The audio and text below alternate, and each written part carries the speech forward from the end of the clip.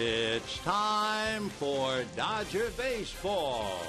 Live from Dodger Stadium, Prime Ticket presents the Dodgers as they take on the San Diego Padres. Hi, everybody, and a very pleasant good evening to you on this Friday evening, wherever you might be. Dodgers finally get home, having split a road trip, and their record now right at the 500 mark, 13-13, up against San Diego, 9-16.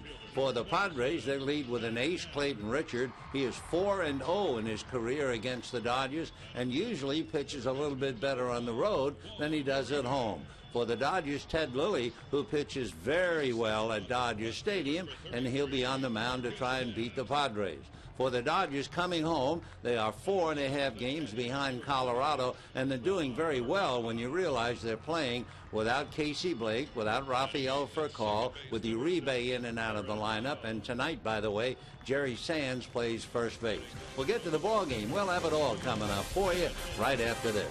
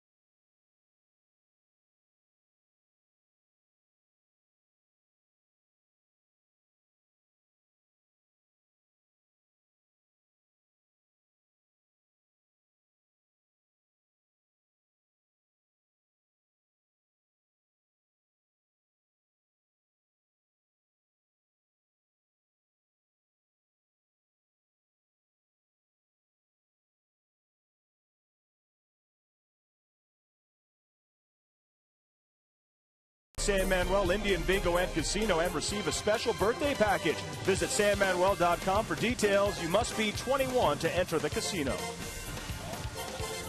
Tonight, Ethier looking to extend his hitting streak to 25 games, which would match the second longest hitting streak in Dodgers history with LaDuca, Sachs, also Willie Davis, who has the record with 31. Yeah. It's really tough to do because the pressure starts to get to you. Yeah, and everyone keeps talking about it, but Andre's really been worth the price of a ticket to come out and see a ball game. Yeah. His swing's so pretty, but I got to tell you, he has had trouble with left-handers during this streak, hitting just .222 against lefties, and when they keep the ball away from him, he has a little bit more trouble. field. He'll chase that pitch out of the strike zone. I think it's really important for him to think up the middle of the field. If he gets his hit in the middle, he'll be fine. I'll tell you what, he's gotten his hit in his first or second at-bat 17 out of the 24 games. That's getting it done quick. All right, so we shall see if he'll make it 25 games in a row. It's coming up next on Prime Ticket.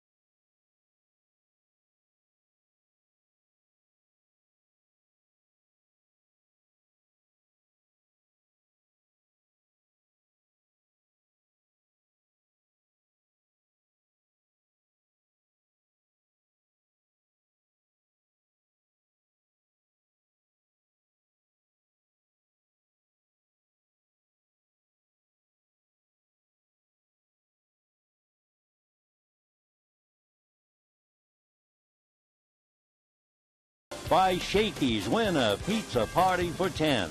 Go to Shakey's.com. By CarMax, now more than ever, the smart choice is CarMax. And by AT&T. Hi, everybody, and a very pleasant Friday evening to you. Welcome to Dodger Stadium as we break the seal on the next homestand with the Dodgers hosting San Diego for 3 and then the Chicago Cubs. Dodgers having just come home, and after this brief homestand, they'll go back out on the road to play the Mets and the Pirates. Tonight, the Dodgers at the 500 mark, 4.5 games behind Colorado, and a slumping Padres team that comes in 8 games behind Colorado. The difference, of course, for Bud Black's club, they are not scoring any runs, and believe it or not, they've been shut out 7 times in the month of April. So here's the way they stack up tonight. Cameron Maybin in center field and Jason Bartlett at short. Ryan Ludwig in left field. Jorge Cantu at first base. Chris DeNorfia will be in right field. Former Dodger Orlando Hudson at second base. At third base, Chase Headley, who missed 3 starts in a row fighting the virus, a flu of some kind, but he's back in the starting lineup tonight. Nick Hundley behind the plate, and Clayton Richard, the talented left-hander, on the mound. On the mound for the Dodgers, Ted Lilly, the 35-year-old, comes in with a record of 1-2. However, since he joined the Dodgers, Lilly has done very well, and he is 5-2 against the opposition here at Dodger Stadium. Although he had a rough outing last time, In this matchup between Ted Lilly and Clayton Richard, it brings back the nightmare game in San Diego.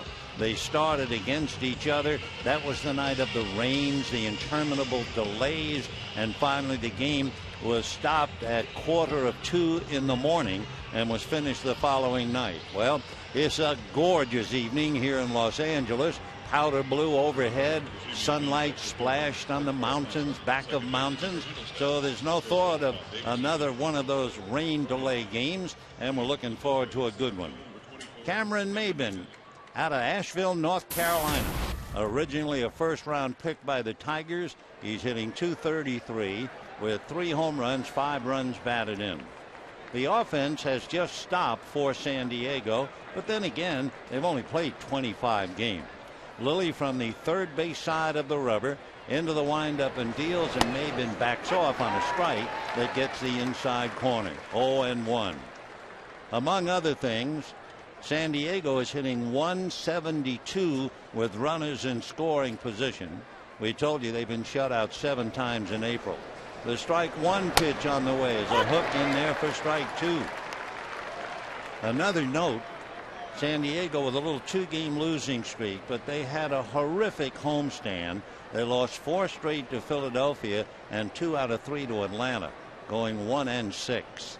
Strike 2 pitch on the way, fastball whacked up the middle. So that has to be a bad pitch. You throw 2 curveballs for strikes and come back on 2 with a fastball, and it's lined into center field. So that's a pitch that Ted Lilly would like to have back. The Dodgers have Thames, Kemp, and Ethier in the outfield. Uribe and Carroll, Miles and Sands on the infield. Behind the plate, Rod Barajas, Ted Lilly on the mound. So a line drive single on an 0-2 pitch, and the batter now is Jason Bartlett. Right-hand hitter hitting .231. Lilly ready, deals, and the pitch a little high, ball 1. For Maybin over there at first base, he has stolen 6 out of 7. And considering the fact that the Padres are having so much trouble scoring, you can imagine that Bud Black could play it wide open. Bartlett, right-hand batter waiting. Lilly looks to first, back with a pitch, and drops it in nicely for a strike. Jason Bartlett out of Mountain View, California, lives in Lodi. Went to the University of Oklahoma and was a 13th round pick about 10 years ago by San Diego. So they're keeping an eye on Maybin, and hitting third in the lineup, Ryan Ludwig. No score. We're just starting on a gorgeous evening. Temperature 66 degrees at the start of the game. Lilly ready in the 1-1 pitch, and that moves low and inside. Ball 2, 2-1 to count to Jason Bartlett. Ted Lilly figuring to pitch well in this spacious ballpark against a club that's struggling offensively. But just when you start to believe all of that, the sky falls in on you. So we'll see. Lilly a high set. Maybin takes his lead and draws a throw. Cameron back on the bag. Dave Roberts, the first base coach for the Padres. Glenn Hoffman over at third, and of course Bud Black in the dugout. 2-1 the count. We'll see if they play hit and run. Off the bag at first is Maybin. A look by Lilly. Another look. Maybin is not going, and the pitch is low. Lilly might very well have made that pitch while looking over at first. So they weren't playing 2-1. They might be playing 3-1, a run and hit. It's typical of a ball club struggling offensively that they will throw the book away. They have nothing to lose. They're 8 games back of Colorado. So Maybin poised over there. Lilly careful, watching, comes to the plate. Maybin is not going, and it's in for a strike, and the count 3-2. So in the hit and run and hit situations, no movement. When the count's 2-1, 3-1. Now let's see 3-2.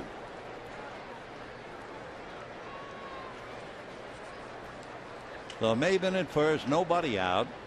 Lilly a long look into Barajas, and the outfield fanned out straight away. A look at Maybin, he goes. The pitch is strike 3. The throw down, they got him. So Rod Barajas nails Maybin, while Bartlett was caught looking at strike 3, and just like that, 2 down in the first inning. So Black trying to avoid anything like a double play. Nevertheless, they run into it, and the good tag by Aaron Miles. So it goes 2-4 on the strikeout by Bartlett. So just like that, 2 down, bases empty. Maben back in the dugout, and the hitter is Ryan Ludwig.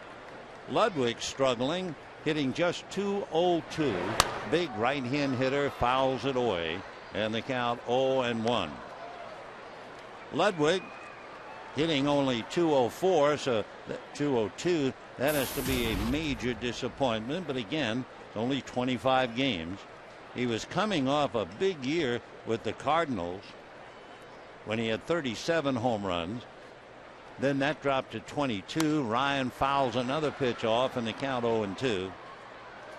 Finally, his last year with the Cardinals, he had 11 home runs. Moved over to San Diego last year, hit 6 more. So a total of 17, but playing at Petco, which is a graveyard for home run hitters, and you can tell that he's struggling for sure. Ryan, 0-2 count. Open stance, left foot closer to third base, right foot on the back line, and the strike 2 pitch on the way is swung on and missed, and that's the way it's been going for San Diego. Now the big question is, can he extend it? Andre Ethier going for 25 in the bottom of the first inning. No score.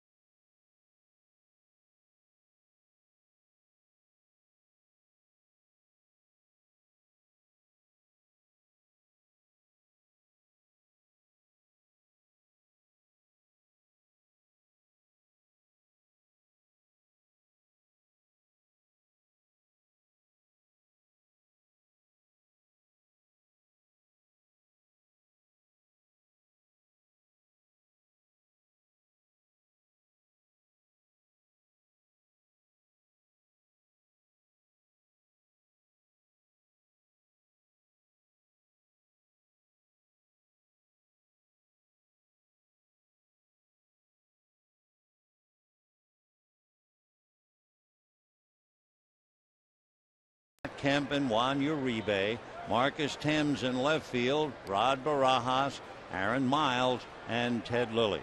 On the mound, a talented left-hander, Clayton Richard out of Lafayette, Indiana. And first man up will be Jamie Carroll, then Jerry Sands and Andre Ethier. Carroll takes low, ball 1, 1-0 the count.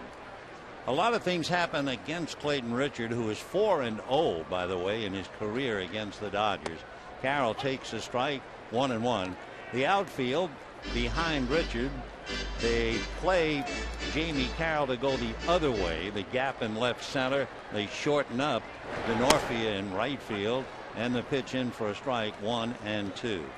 So Carroll batting .299, 3 runs batted in.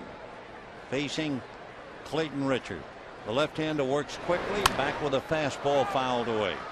A couple of things don't seem to make sense about the Padres right now, and I guess they would say a lot of things don't make sense the way we've started off. And Bud Black, of course, could certainly tell you why, but in a moment we'll tell you one of the perplexing things. The pitch is whacked down the left field line, a one-hopper that goes against the box seats. Carroll into second base, the ball retrieved and gotten back in by Ludwig, and Jamie Carroll opens up with a line drive double to left. and that'll bring up Jerry Sands. Here's the thing that doesn't seem to make sense. The Padres are third in the league in picking off runners. They are first where they pick a guy and then catch him at trying to steal. However, the opposition has stolen more bases off San Diego than almost any other pitching staff in the National League, and they lead in stealing third base against the Padres. So it's strange that the Padres have a staff that picks off runners, and yet the runners have taken advantage of them. Here now the pitch low and inside to Jerry Sands, 1 ball and no strikes. Young Jerry has impressed the Dodgers, not with a .235 batting average, but the way he has handled himself. 5 runs batted in. Now the 1-0 pitch on the way. Fastball grounded up the middle to his left as Bartlett to get him. And on the play, Carroll advances to third. So if nothing else, Jerry moved his man over a notch. And now here comes Andre Ethier. And let's get this in right away. In his career, Andre Ethier has his best home runs, RBIs, and batting average by far when putting the first pitch in play. Well, if you look at Clayton Richard, the first pitch has hurt him a great deal. So it'll be interesting. What are the odds of Richard getting in over the plate and Ethier going after it? So we shall see with a runner at third, 1 out. And as you know, Andre with that 24-game streak, and the first pitch almost hits him. So he couldn't possibly have swung at that. 1 ball and no strikes. For Andre Ethier facing Richards, Andre 1 for 13. So the left-hander's giving him a bad time. The 1-0 pitch taken for a strike. Throw to third, not in time. But Carroll coming down the line, and Nick Hundley made a good play to drive him back. High throw, otherwise Headley might very well have had a chance to tag him out. 1 ball and 1 strike to Andre Ethier. 1 out, first inning, no score. The pitch to Ethier, fastball on the hands, foul back. And immediately now Richard is out in front, 1-2. Dodgers trying to get above the 500 mark. They were 500 on the road trip.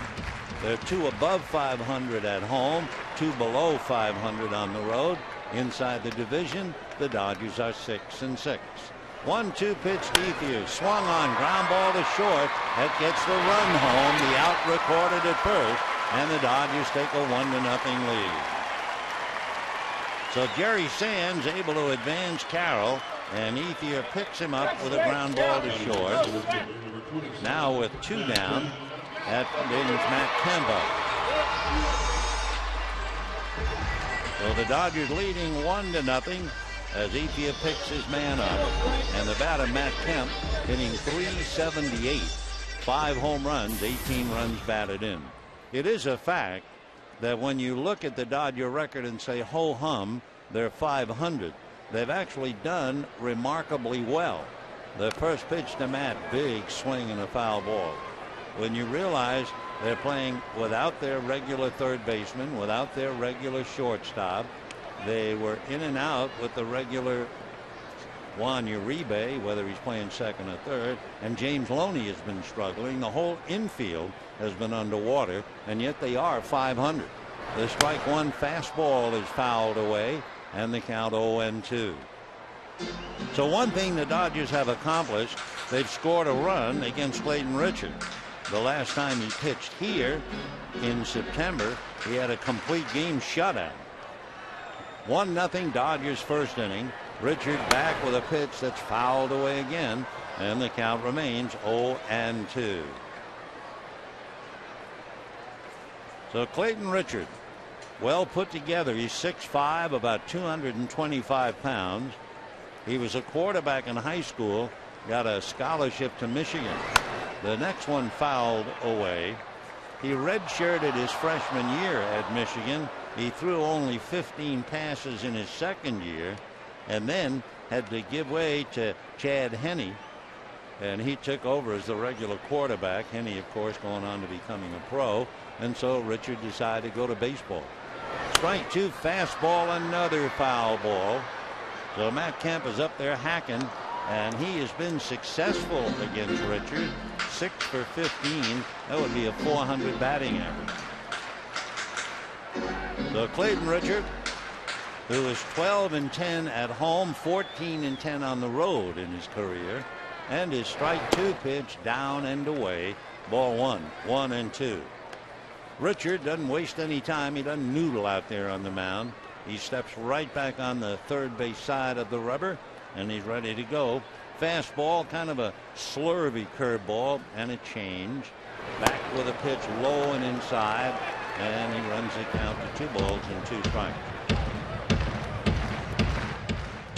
Richard gets a lot of fine defensive plays back of him because he works so quickly. There's no wool gathering on the defense. Here's the 2-2 pitch, and low again. Ball 3. 3-2. Richard, when he gets that sinker down, as he's doing with Kemp, gets a lot of ground balls, as you might imagine.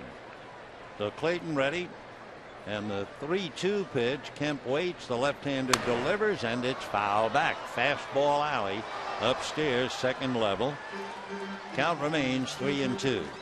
If you joined us a wee bit late, Dodgers got a run. Jamie Carroll doubled into the left field corner.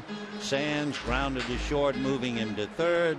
Ethier grounded to short to pick him up, and it's 1-0 Dodgers. Here's the 10th pitch coming up from Clayton Richard to Matt Kemp, and Matt's tired of waiting and backs out. 3-2 the count. 1-0 Dodgers just starting. Richard ready, and here he comes. Swung on, ground ball to short. Bartlett's going to get them all. However, the Dodgers also get a run on the double, and then 3 ground balls to short. And at the end of an inning, thanks to Jamie Carroll's leadoff double, the Dodgers lead 1.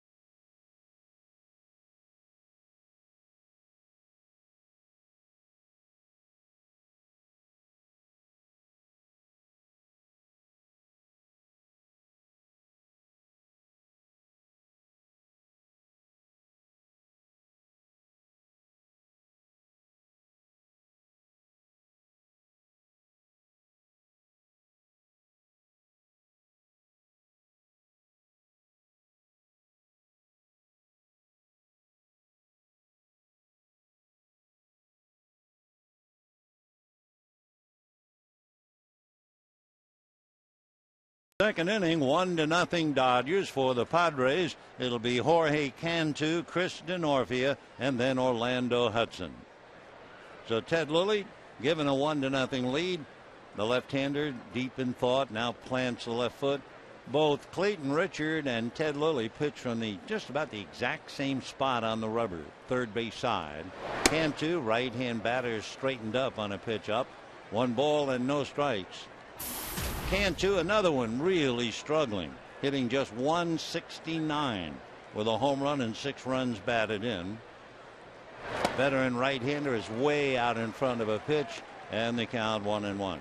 Cantu, with the Florida Marlins last 3 years, finished up last year with the Rangers, and is a far better hitter than .169. Had at least another 100 points. 1-1 pitch, change very high and away, and they count 2 balls and 1 strike.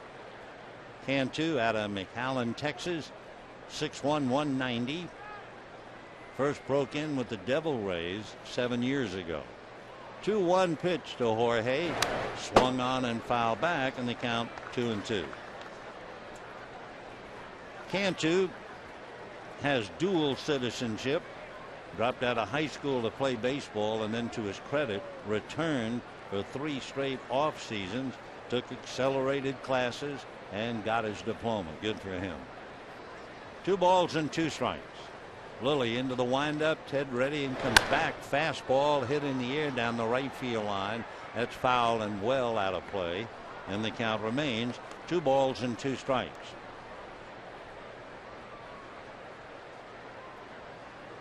Cantu showing slight signs of perking up. He's hit safely in 6 of his last 9 starts. He did have 2 hits in a game on Tuesday against Atlanta. Here's the 2-2 pitch to Cantu, swung on and fouled away. Dodgers lead 1-0. Carroll doubled, and 3 ground balls moved him all the way around, scoring on the second of 3 ground balls to shortstop. Dodgers took 2 out of 3 in San Diego early this year against the Padres. Now the 2-2 pitch on the way. Fastball, high, foul off to the right of home plate. Coming back is Barajas, but it's in the stands, and the count stays 2-2. By the way, Tim Stauffer and Hiroki Kuroda tomorrow night, and then Dustin Mosley and John Garland on Sunday afternoon. So hope you'll be out here to see the Dodgers and the Padres, followed by the Chicago Cubs Monday, Tuesday, and Wednesday. 2-2 to Cantu. Into the windup goes Lilly, and the left-hander's pitch is low. Ball 3. 3-2 the count.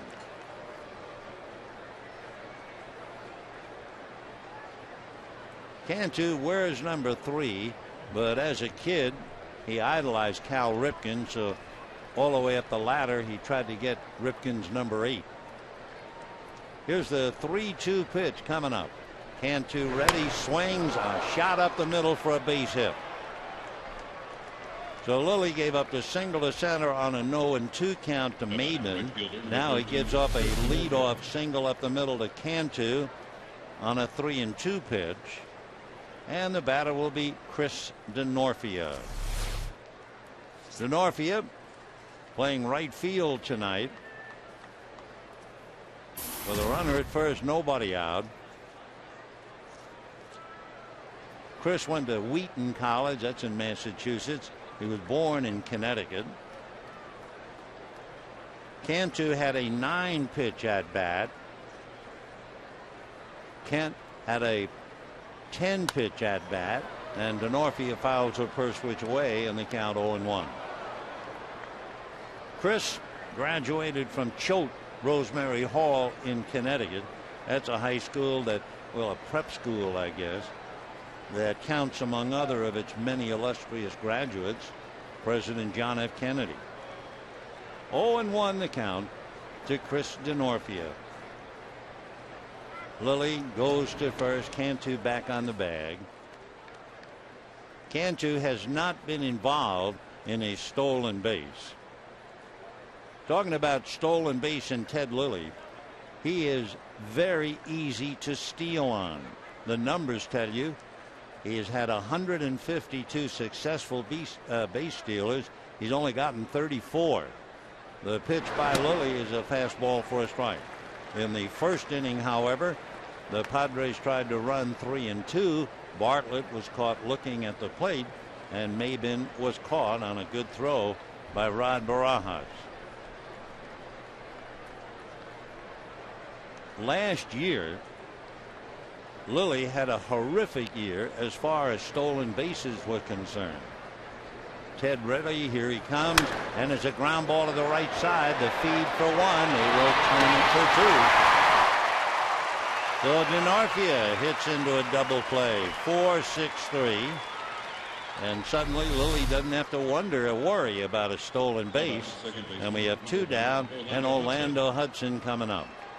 Last year, when Ted was pitching for the Cubs and with the Dodgers, Stolen bases, 20 against him.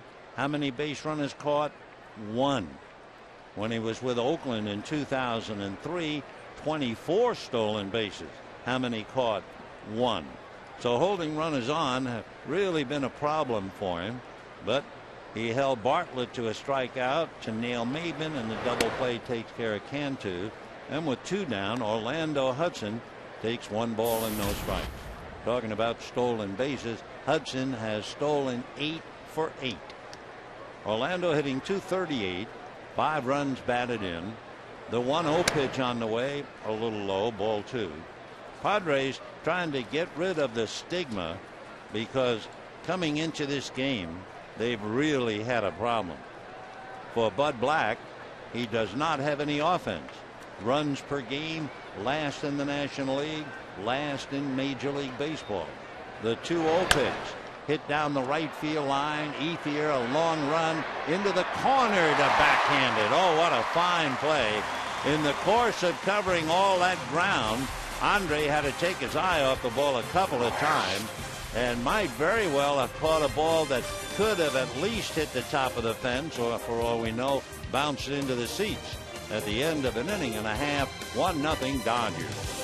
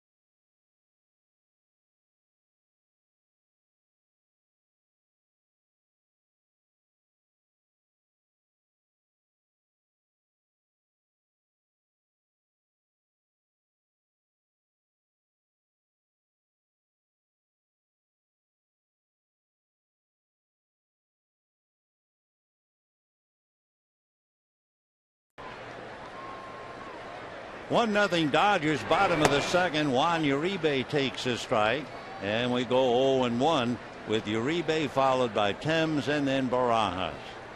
Clayton Richard back over the top, snaps a fastball low and inside. 1 ball and 1 strike. The pattern for Richard, if you're going to get him, you get him early in the game. The next pitch is on the inside corner. His earned run average in the first 3 innings is almost 7. From the 4th inning on, it's 1.2.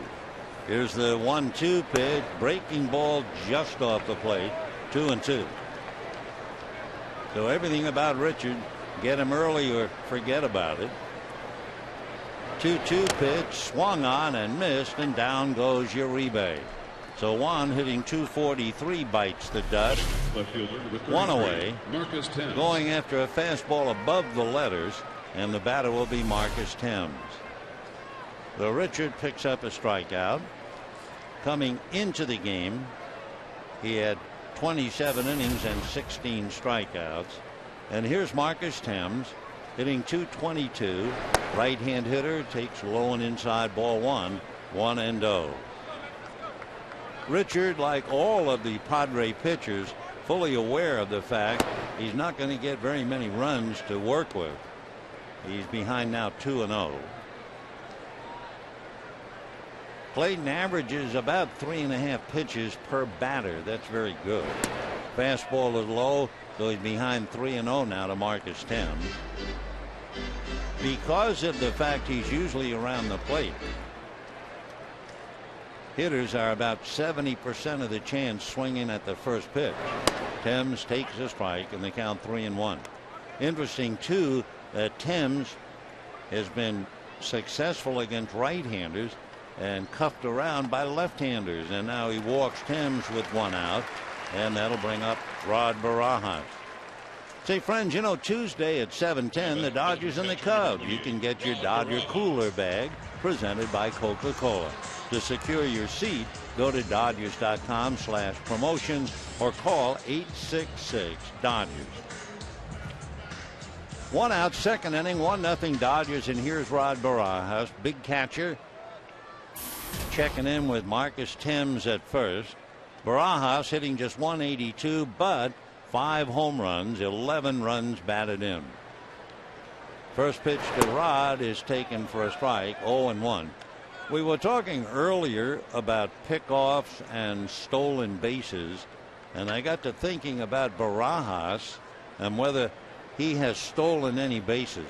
Well, he stole one with the Diamondbacks in 2002, and he stole one with the Blue Jays in 2009. Rod takes low and inside. So he's had 2 stolen bases in his career. And that got me thinking about big, heavy veteran catchers and who can go so long without stealing a base. Well, there was a catcher named Russ Nixon. He played with the Red Sox and the Twins. You may remember Russ.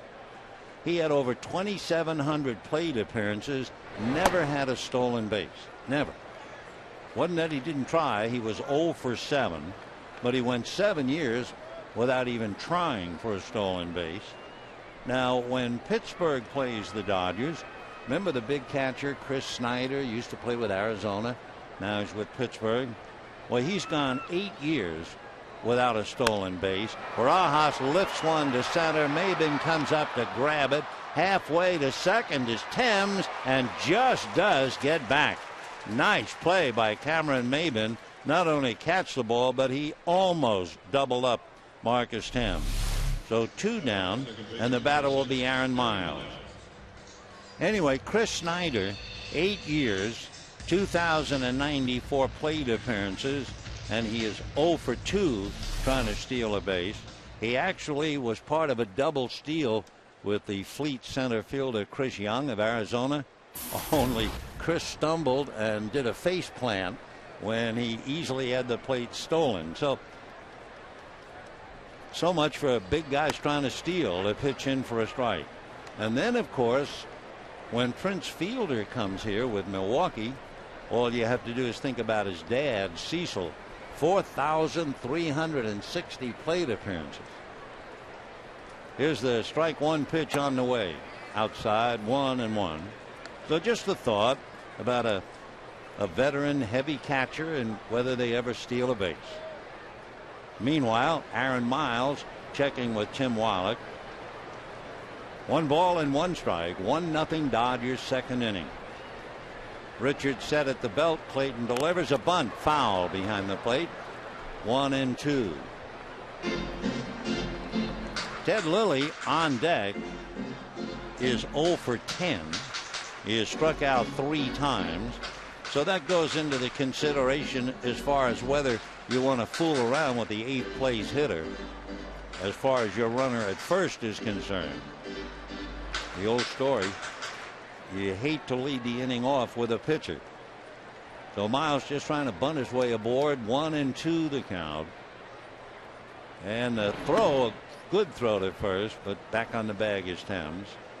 Richard has an excellent pitching move towards first base. Very close to a balk. The better you get and you move to first, the closer you are, of course, to breaking the balk rule. Here's the 1-2 pitch on the way. Miles hits late and hits it by first baseman Cantu into right field. Stopping at second is Marcus Thames, and that'll bring up Ted Lilly. So for Aaron Miles, a single to right. He just went after a breaking ball, hit it inside out. Cantu on the bag, tried to get off in time, couldn't do it. So the Dodgers first and second. 2 out, leading 1-0 in the second inning, and Ted Lilly looking for his first hit of the year. 0 for 10. Ted has only struck out 3 of the 10 at bats, hitting 104 in his career, and the pitch to him is a strike at the knees, inside corner. 0-1. 1 run, 2 hits for the Dodgers. No runs, 2 hits for the Padres. They've got a leadoff man on base in each of the first 2 innings, followed by a double play. The next pitch is in there, strike 2. 0-2 the count to Ted Lilly. Clayton Richard in his career is 11-4 against Western Division teams. Left-handed strike 2 pitch on the way is a high fastball. He is 4-0 against the Dodgers. He is 4-2 against the Giants. And in 434 at bats, left-hand batters have hit a total of only 5 home runs against him. Here's the 1-2 pitch to Lilly. Swung on, waved at, and missed. Down he goes.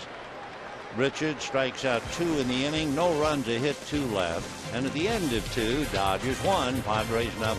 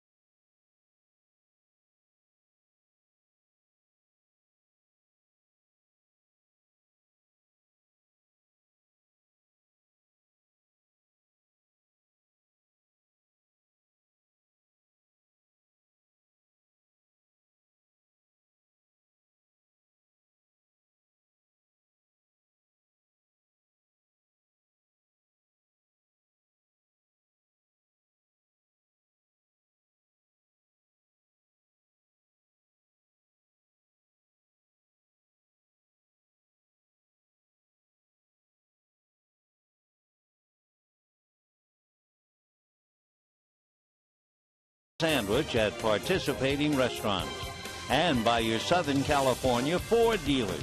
Visit us today and trade up to Ford. Dodgers lead the Padres 1-0 in the third inning. Chase Headley followed by Nick Hundley and then Clayton Richard against Ted Lilly. Headley has been ill. He's missed 3 straight starts, but he's in there tonight and takes a strike, a virus of some kind. Chase out of Fountain, Colorado, lives in Knoxville, Tennessee, went to the university. A very bright young man. Strike 1 pitch on the way. Hard ground ball inside third, down the line. Extra base hit for sure. Over to get it, Marcus Thames. And in his second base standing goes Chase Headley. So that means the leadoff man has gotten on base in each of 3 innings. Maben singled in the first inning. And then Bartlett struck out 3 and 2, and they doubled up Maben. Then Cantu singled in the second inning, and Denorfia hit into a double play. So now Headley doubles to remove the possibility of a double play, and the batter will be Nick Hundley. So hit number 3 of Ted Lilly. 1-0 Dodgers in the third.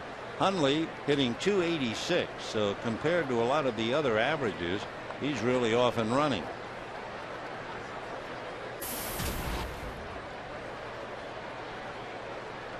Lilly looks in to get a sign, now straightens up. Doesn't even look back at second, works the hitter, and misses high, ball one. For the Dodgers to score first, nothing new as far as San Diego is concerned. The Padres have scored first in 6 games this year. That's 6 out of 25. So every time you look up, they're behind. Now the 1-0 pitch on the way, instead a full turn and a look from Lilly. So Headley holds on. Headley has 1 stolen base. 1 run, 2 hits for the Dodgers. No runs, 3 hits for the Padres. Lilly set, now looks back. That's the second time. That first pitch, he never bothered to look. The second time he turned full on the rubber, and the third time he was going to throw. So Carroll trying to take a step away from Headley out there at second base. Chase was his high school's valedictorian. He was an academic All-American in high school. Takes his lead. The 1-0 pitch to Hundley, and that's high.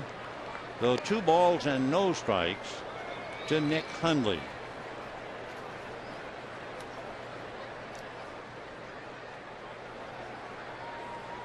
Hundley, fine young catcher, slowly maturing into a solid ball player. Last year he had 274 against left-hand pitching. The 2-0 pitch on the way. Another look by Lilly. A double check by Lilly. Now the left-hander delivers and gets the strike inside corner at the knees, and they count 2-1. Nick Hundley joined Rick Neuheisel at UCLA 2 years ago as his secondary coach. Nick, the son of a football coach, everybody thought that would be his career, but instead he went to baseball.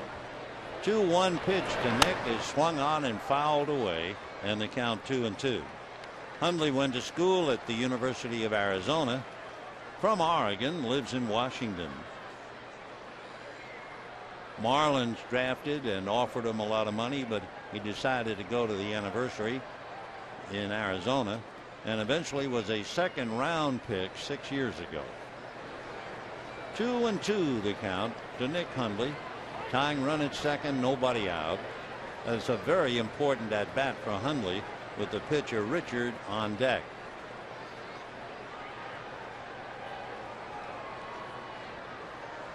2-2 the count. A look by Lilly again at second. Pickoff play, but not in time. Hundley is looking for his first career base hit against Lilly.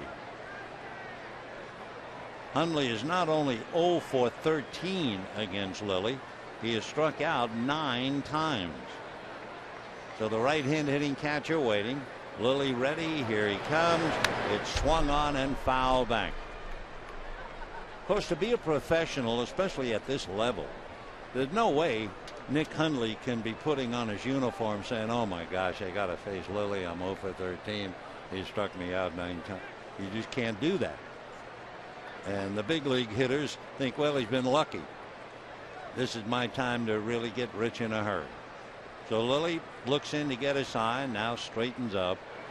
Hundley waiting. Headley at second. The pitch to Hundley is popped foul off to the right, and again out of play. So the count stays 2 balls and 2 strikes.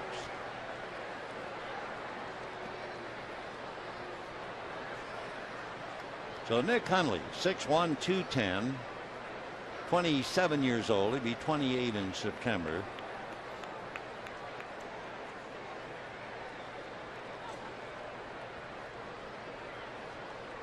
Again, Lilly looks in, reading Barajas.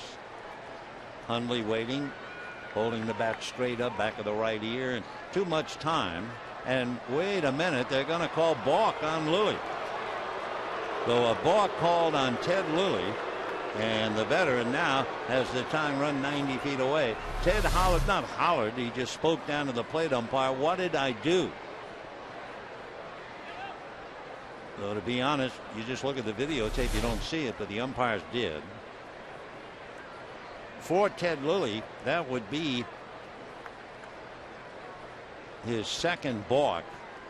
So now the Dodger infield has to come up. 2-2 pitch is swung on and fouled away. 2-2. So Headley doubles and is balked to third. And the Padres, who've been shut out 7 times in the month of April, trying to get a run home from third with nobody out. Boy, that is a drought, isn't it? Lilly again straightens up out of a stretch. And the 2-2 pitch to Nick Hundley. Left-handed delivers, fouled away. Still 2-2. For Ted Lilly, 29 balks, most among active pitchers, but we told you that because of all the base stealing against him, he has to try and get the best move possible, and sometimes steps over the line. So 2-2 the count. Nick Hundley, this is quite a battle. Runner at third, nobody out, 1-0 Dodgers, third inning. Ted ready, here he comes. Curveball whacked just fair over third down the line. Scoring is Headley, and Hundley, with his first base hit ever against Ted Lilly, picks up the tying run, and we have a 1-1 tie. And for Nick Hundley, you can't blame him if he's saying to himself, it's over. After 0 for 13, I get a base hit and I get a run batted in. Nice call by Vic Carapazza, the umpire at third. Self-preservation, he had to get out of it. That thing hit the chalk, and the third base umpire still made the good call. So Hundley picks his man up with a solid single. The run is in. So in this inning, Cantu had a 9-pitch at bat and singled in the second inning. Hundley just had a 9-pitch at bat to get the base hit, and in the first inning, Matt Kemp had a 10-pitch at bat. So the hitters are hanging tough. Here's Clayton Richard with a strike, and you're looking for a bunt from Clayton. We'll see. Richard so far this year has 2 runs batted in. Shows bunt. He has a sacrifice. Uribe in on the grass at third. The outfield shortens up, with the exception of Ethier. He's back a little bit in right, and swinging and hitting a little soft flare. Uribe traps it, throws to first for an out. That removes the force, and Sands makes the tag for the double play. So a heads-up play by Juan Uribe, a little blooper, and Uribe chose to short hop it instead of catching it, and immediately throwing to first for the out. That meant there was no force play at second, and by Jerry Sands going after him, they nail Hundley. So that is the third double play in 3 innings, so you can understand what's going on with San Diego. 3 double plays in 3 innings, but they did manage to get a run, and that's quite an accomplishment the way things are going. So it was a heads-up play by Uribe. Hundley's trying to explain to Bud Black, his skipper, what he could have done, which is just about nothing. And now the leadoff man, Cameron Maben. And Lilly's fastball in for a strike. So a 5-3 double play from Uribe to Jerry Sands. Maben doubled up in the first inning. For the Padres, hitting into 3 double plays in 3 innings, a little hard to do. They've now grounded into 20 double plays, and then there's 1 more on a strikeout. The pitch to Maben in for a strike, and the count 0-2. 1-1 in the third. Lilly 5-2 at Dodger Stadium. He is 6-3 lifetime against San Diego, trying to balance his books. He is 1-2 for the year. Ted ready, and his strike 2 pitch on the way. Fastball low and inside, ball 1. He got that fastball up out over the plate, 0-2 to Maben in the first inning, and it cost him a base hit. 1 run, 4 hits for San Diego. Here comes Lilly's curveball, swung on and missed, and down goes Maben. So the Padres have hit into 3 double plays, one of them a heads up by Uribe, but they score, and we're even 1-1.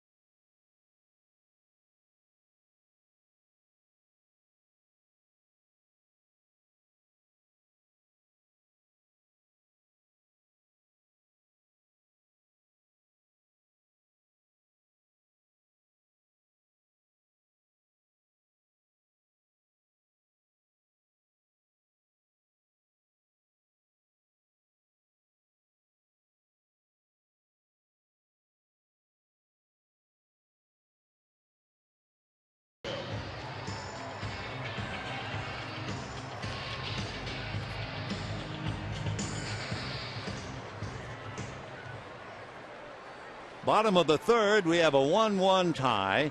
Jamie Carroll, Jerry Sands, Andre Ethier, and Richards' first pitch inside, ball one.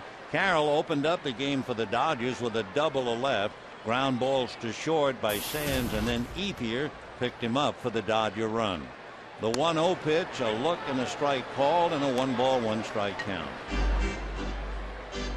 Well, Jamie Carroll doing a tremendous job, hitting .307. Dodgers have certainly been lucky to have him. Fly ball to the gap in left center, moving over to make the catch is Ryan Ludwig, and we have one away.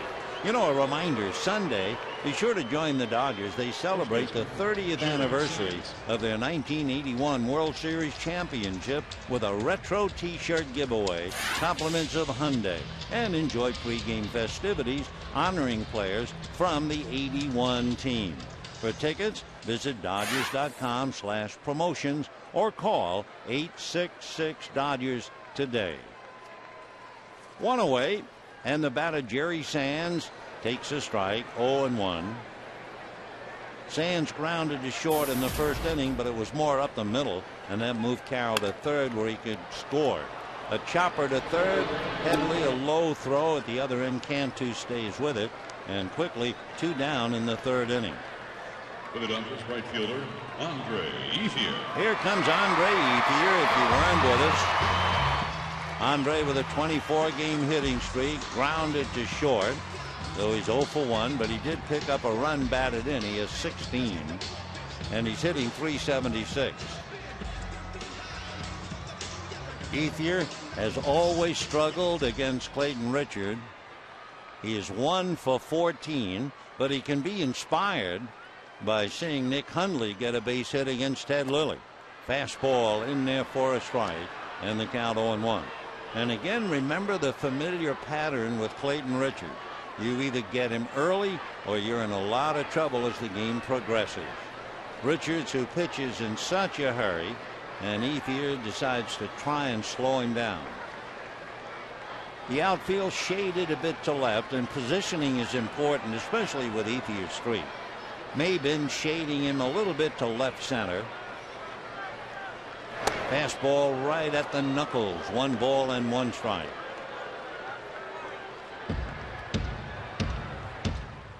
Ethier in and out of the box. Richards comes right back, 1-1, and the pitch low, ball 2. 2-1 the count to Andre Ethier.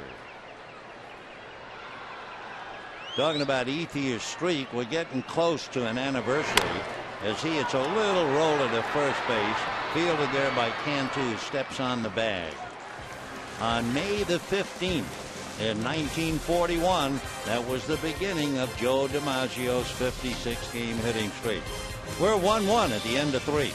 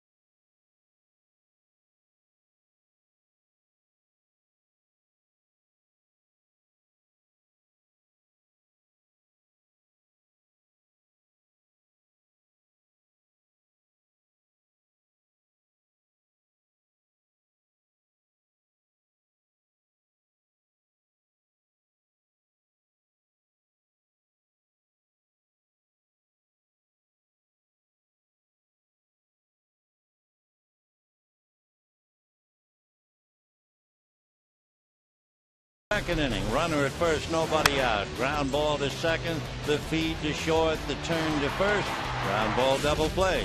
Then in the third inning, the popped up bunt, the heads up play by Uribe, throws to first. That removes the force, makes it a tag play, and Sands chases Hundley down.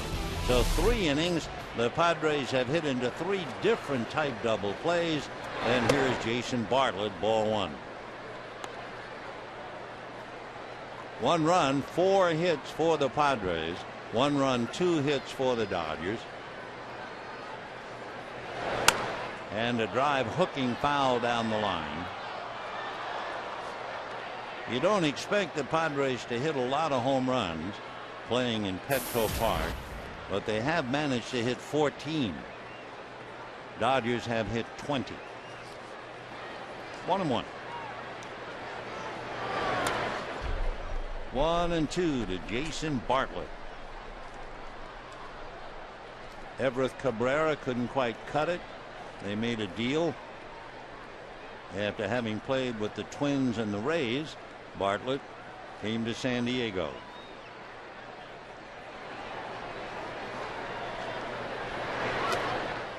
Two and two. It's kind of an interesting story, the fact that Ted Lilly was originally drafted by the Dodgers, went away and pitched for several teams, and then came back. Well, for Jason Bartlett, originally drafted by the Padres, and finally made it this year to San Diego after being with the Twins and the Rays. Hit down the line, slicing foul, and well out of play. 2-2. Don't forget tomorrow, Tim Stauffer and Hiroki Kuroda. Sunday, Dustin Mosley and John Garland. And then the Cubs will be in. Monday, Tuesday, and Wednesday at 12:10. Here's the 2-2 pitch. Hit inside first, down the line. And so Bartlett will make a turn and hold on as Ethier guns it back in, a one-hopper to second base. So there it is again. 4 consecutive innings, 4 consecutive base hits by 4 leadoff men. So Lilly spending a lot of time pitching out of a stretch. Maben singled in the first, Cantu singled in the second, Headley doubled in the third, Bartlett singles here in the fourth. Bartlett stole 30 bases for the Rays 2 years ago, so they'll have to keep an eye on him. Yep, they do right away.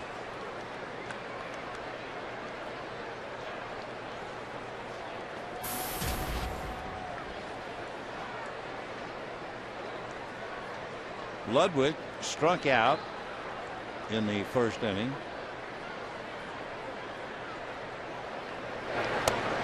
Checked for a strike. The dreaded Mendoza line. Years ago, the Pittsburgh Pirates had a big, good-looking young shortstop who just couldn't hit a lick. And that was Mario Mendoza. And he hit right around 200, so they called it the Mendoza line. Well, Ludwig right now is right on that line at 200.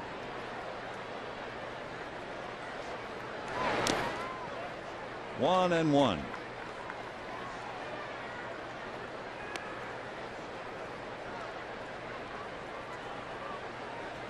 One tie, 4th inning. Padres 1 run, 5 hits. Dodgers 1 run, 2 hits. The Padres at home in that big ballpark are 4-11. The overall team batting average at home is 196, and they're averaging 2 runs a game. High fastball. 2-1.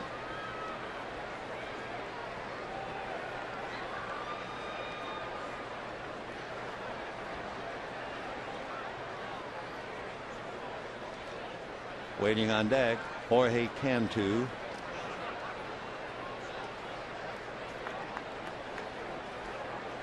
Playing hit and run, maybe? No.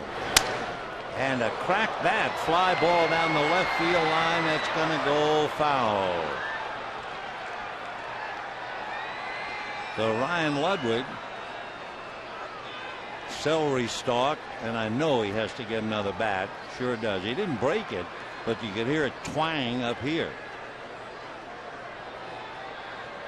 So Ryan will come back and try it again. I'll tell you one thing, you've got to be pretty strong, don't you, to crack the bat and hit it right down the line, awfully close to 300 feet.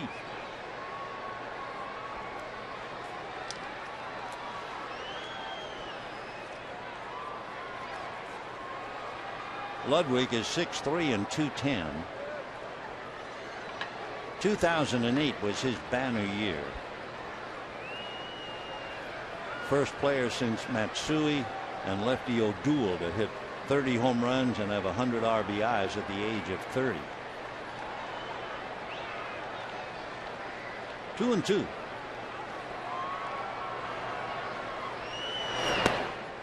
Missed down and in. 3-2 the count. So let's see. If you're Bud Black, nothing has worked so far. Remember, Bartlett went 3-2 and was called out on strikes. He ran Maben, who was hung out to dry. So what's he going to do with Bartlett? And Ludwig, 3-2.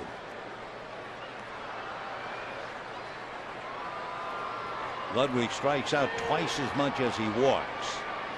Runner not going. Foul ball. For a manager, he has it all in his head. All of the chances. He'll take a guy like Ludwig and say, well, he strikes out more than he walks. Double, in fact. But then again, he looks at Lily's stuff. Lily and Ludwig. Ludwig struck out about 13 times in 35 at-bats. So, again, we'll keep an eye on Bartlett. So will Lily. 1-1 tie in the fourth.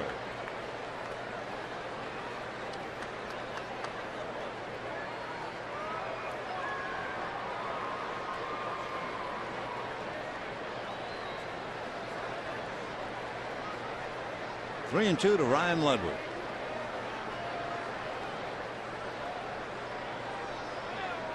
Bartlett is not going, and a little foul out of play. Ryan Ludwig out of Satellite Beach, Florida, lives over in Las Vegas, went to the University of Nevada, Las Vegas. His older brother was a pitcher for the Marlins.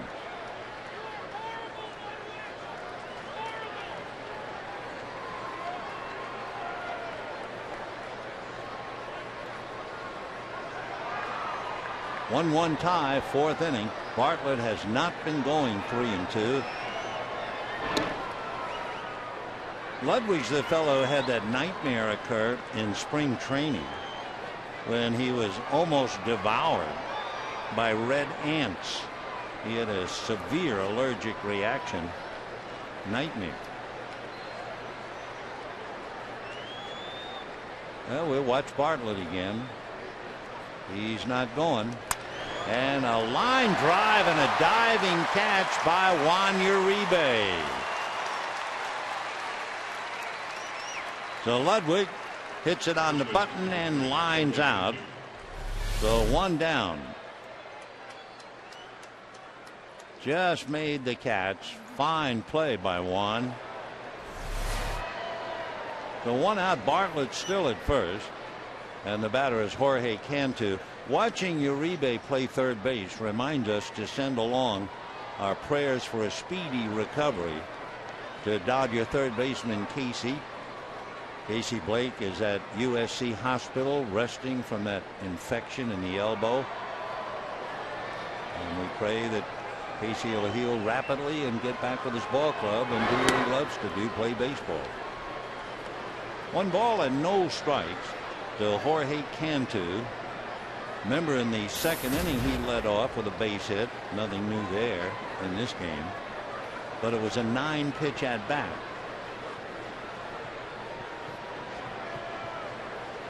One and 0. In there. Weather is so beautiful here in Southern California. You turn on the TV, and you look at Alabama, and you want to cry. Mississippi, Georgia. God help those people.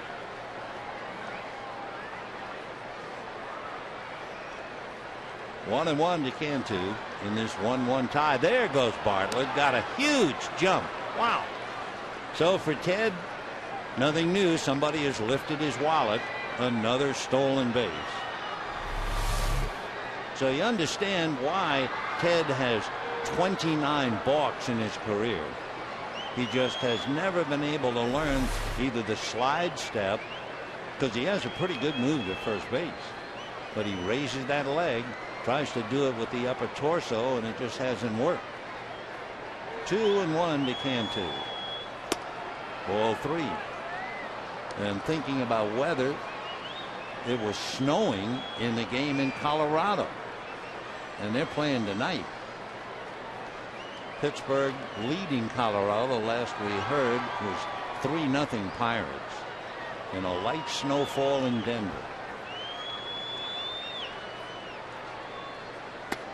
And ball 4. So a single, a line drive out, a walk after a stolen base, and a trivia question. Who was the last player to have a hit streak of 40 or more games? Remember, we're all thinking streaks now with Ethier.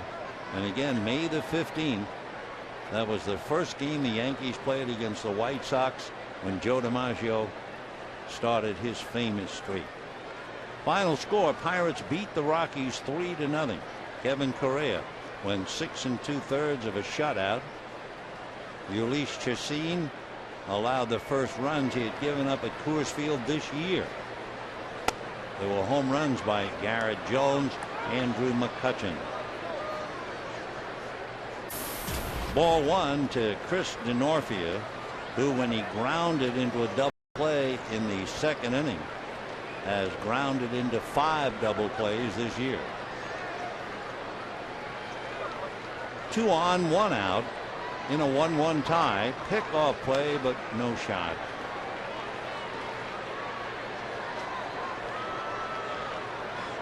Bartlett at second, Cantu at first. The only out. Nice play by Juan Uribe on the line drive by Lug. 1-0 to DeNorfia. And a fastball strike. DeNorfia 0 for 2 coming in, so 0 for 3 against Willie.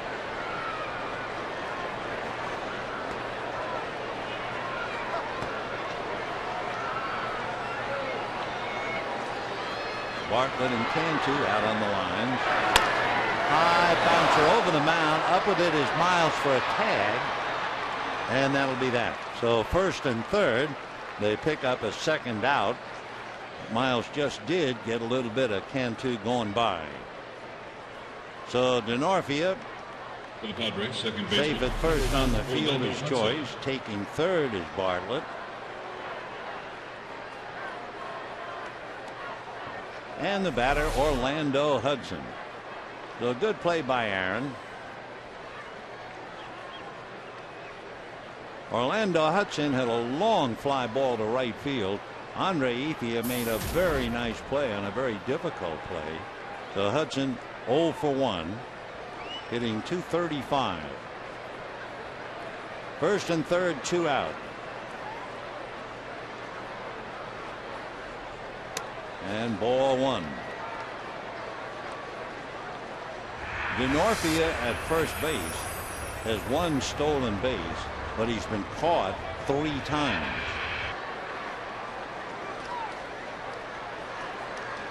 Down the line from third comes Bartlett.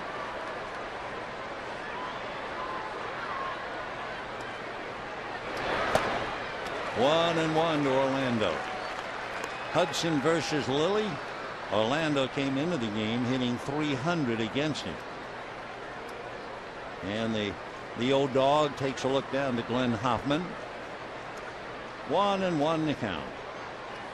2 out, 4th inning, 1-1 tie. Outfield straight away.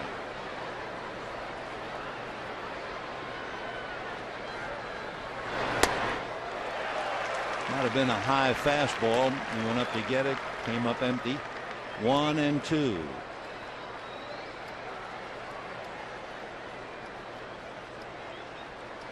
At third, cautiously, Jason Bartlett. Denorfia, who doesn't figure to be a threat, over there at first.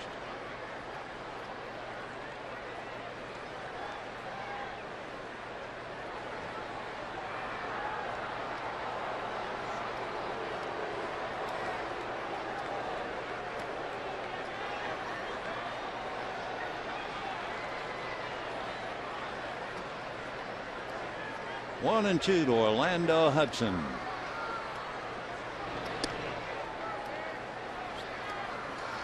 Two years ago in April, Orlando Hudson began his career with the Dodgers, and on the 13th of April he hit for the cycle.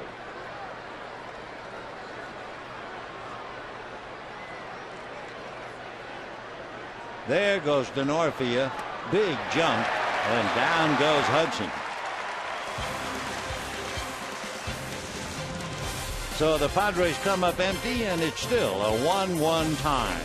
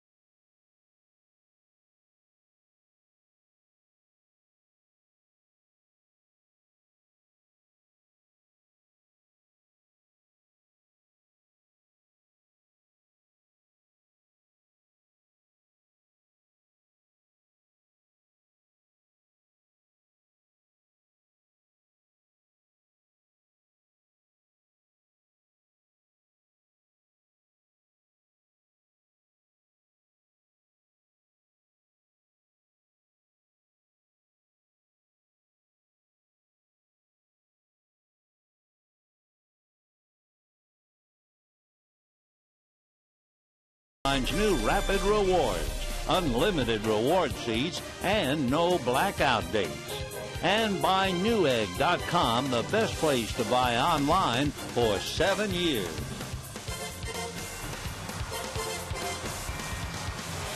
One as we go to the bottom of the fourth inning. It'll be Matt Kemp, Juan Uribe, and then Marcus Thames. Kemp grounded to short on a 10-pitch at bat in the first inning. And ball one. Well, we told you that Colorado lost to Pittsburgh 3-0. The Washington Nationals have just beaten the Giants 3-0. Hard ground ball. Oh, and a nice pick by Bartlett to get him. So he takes a base hit away from Matt Kemp on that play.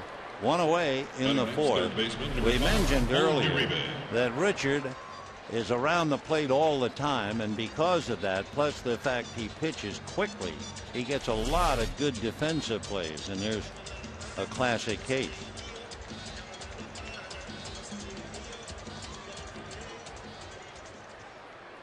There's Uribe, struck out in the second inning.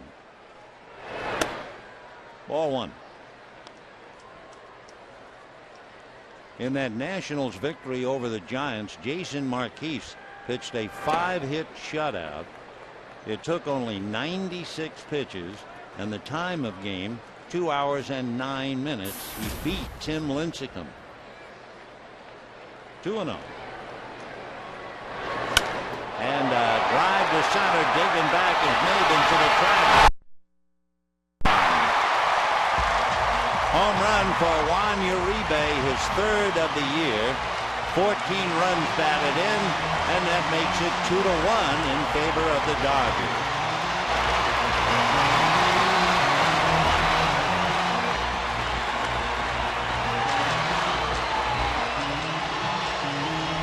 Well, the Dodgers had their first run set up on a double, and now they picked one up on the home run.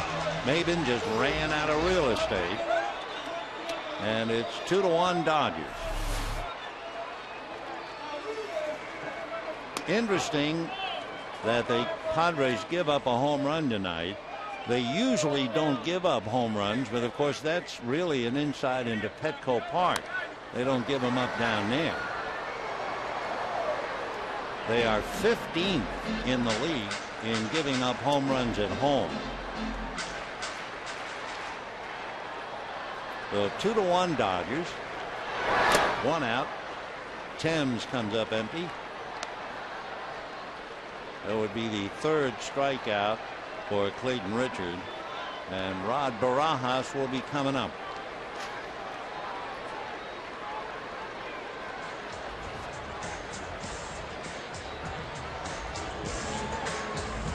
Dodger catcher number 28, Rod Barajas.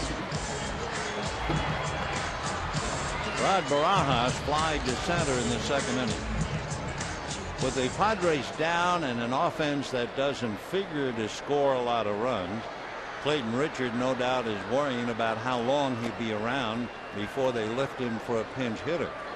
And one thing Bud Black has going for him now, over the last 15 games, his bullpen has an earned run average of 1.4. Right. 1-1. Padres have Headley, Hundley, and Richard, and they've had a leadoff man get aboard on a base hit 4 straight innings.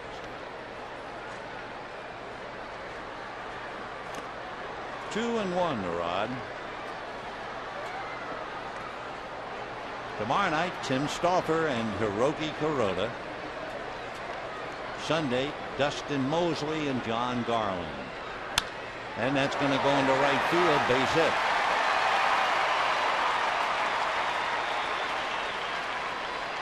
So in the inning, remember, Matt Kemp led off with a hard ground ball to the left of Bartlett, and Jason made a good play to throw him out. That was followed by a home run, and now a 2-out single by Barajas brings up Aaron Miles, who singled to right field in the second inning, as he just did get a ball by the diving Jorge Cantu. And with Barajas at first, and we told you that Rod has 2 stolen bases in his forever major league lifetime, so Cantu's behind him. Strike. 0-1 to Miles. Aaron Miles about 5'8", so he doesn't give you much of a strike zone.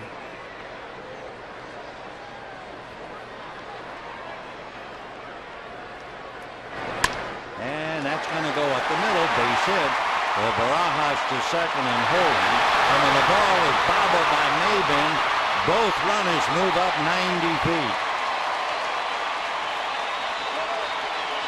So Cameron Maben commits an error. The only consolation for Bud Black and for Maben is that the pitcher is coming up with 2 outs. So he was charging as if he might have had a play at the plate, and he came up with a glove full of empty.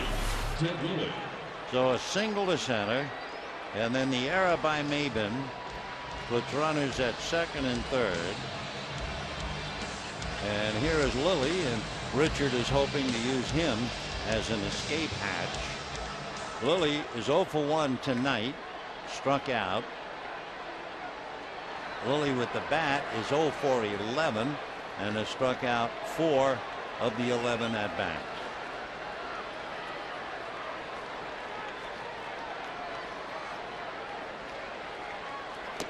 And ball 1. For Maben, by the way, that would be his first error of the young year. A lot of glove out there. Fastball, little dribbler, Cantu to the bag, and that's out.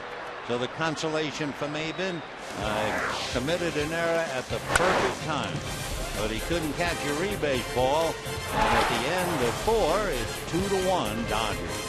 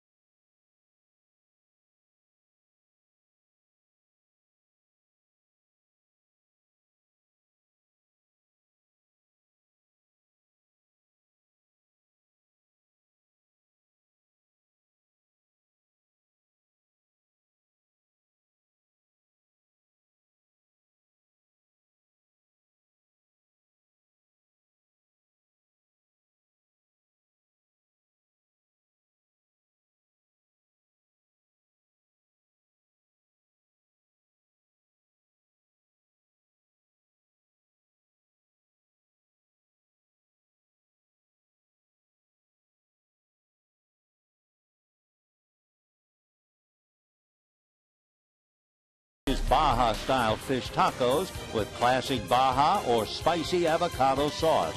Only at El Pollo Loco. By Corona. And by Time Warner Cable. Juan Uribe's home run gives the Dodgers a 2-1 lead. By the way, Uribe has homered in 2 straight here at Dodger Stadium. He homered against Atlanta during the last homestand, and he has homered in 3 of his last 5 games overall. So Uribe coming alive, and the Dodgers lead 2-1. A strike to Chase Headley.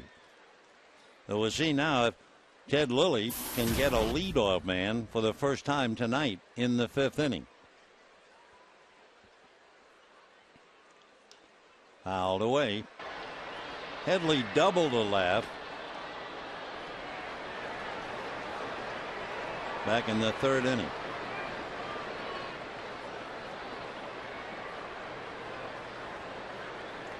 Oh, 0-2.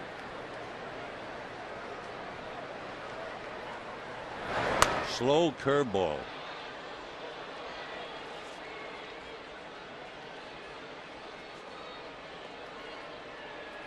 Ted Lilly been pitching in the Major League since 1999 with Montreal. He's had a remarkable career. Fouled away. Lilly has pitched for the Expos and the Yankees, the Athletics and the Blue Jays, the Cubs and the Dodgers. Played Little League when he was 10 years old in Torrance, but he didn't start pitching until he was 12. 0-2. Headley fighting off a good fastball. Chase Headley is a switch hitter. What hitting he has done was left-handed. When he doubled in the 3rd inning, he's still hitting a little under 200 as a right-hand batter. 0-2. Curveball. And Uribe juggles, recovers, throws him out. Right now, this game belongs to Uribe. He made the heads-up play on the bunt by Richard. He made the diving catch of the line drive by Ludwig. And he hit a home run to put the Dodgers ahead 2-1. So for the first time, and it happens in the 5th inning, Ted Lilly gets the leadoff man. Here's Nick Hundley. Got his first hit in 14 at-bats against Ted Lilly and was good enough to drive in a run in the 3rd inning. Fouled away down the line.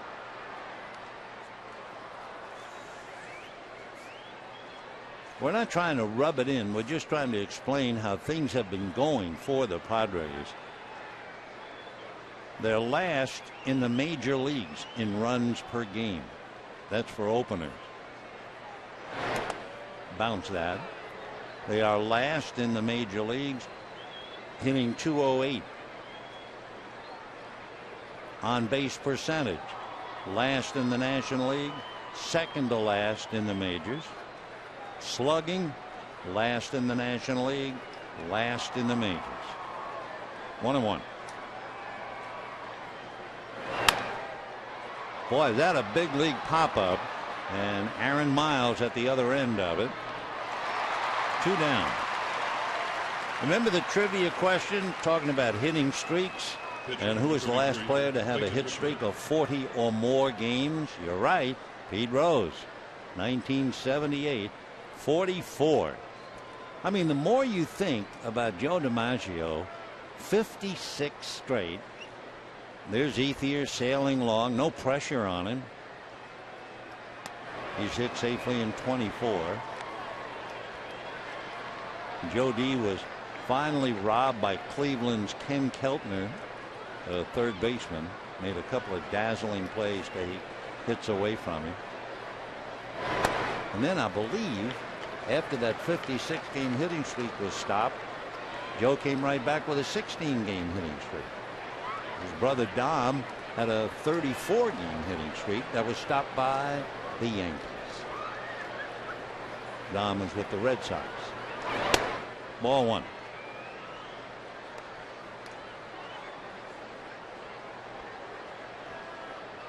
Dodgers 2, Padres 1, top of the 5th, 2 away.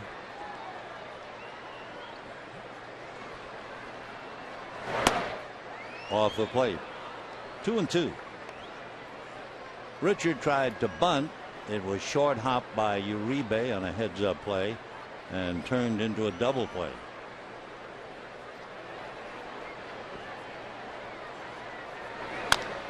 Little ground ball. Jerry Sands takes it to the bag. So for Ted Lilly, first time he's gotten 3 outs in the inning, and at the end of 4 1/2, Ethier will be coming up. It's 2-1 Dodgers.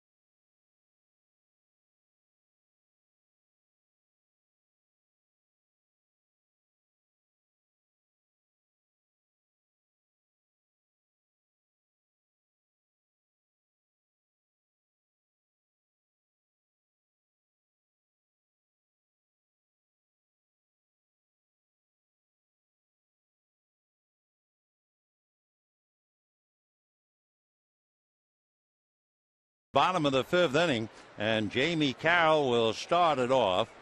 Jamie's 1 for 2, double to left, fly to left, scored a run in the first inning. A hook for a strike. Couple of boys from the state of Indiana. Richard from Lafayette, Indiana. Jamie from Evansville. 1 ball, 1 strike. Don Mattingly, born and still lives in Evansville, Indiana. 1-1. And another Hoosier who will live forever in the Dodger history books, Gil Hodges. He was born in Princeton, Indiana, and lived in Petersburg. Foul back. So you always think of Indiana producing so many basketball players, but there are pretty good baseball players coming out of the state as well. 2 balls and 2 strikes. Carroll, Sands, and Ethier. Fly ball, very playable. Maben is there. 1 away.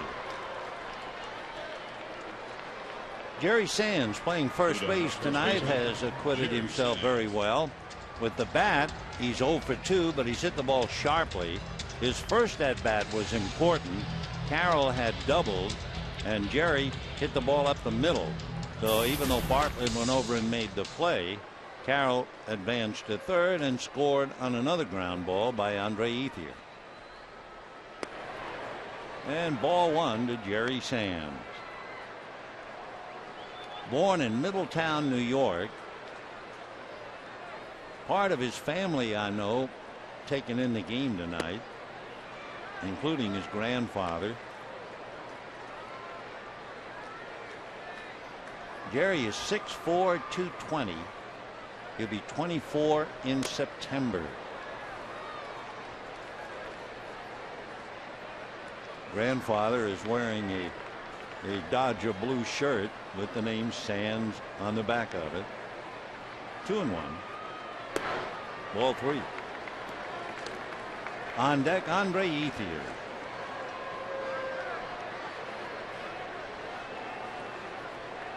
Oh for 2. 3-2 to Jerry Sands, chasing that low fastball. Of course, that's Richard. Sinkers. And another one for ball 4. You know, with Andre Ethier coming up and the streak still very much alive, we always talk about the great DiMaggio and his 56-game hitting streak. You know what DiMaggio hit during that streak? He hit .408. I mean, it wasn't one of those things where he was just getting one hit every day.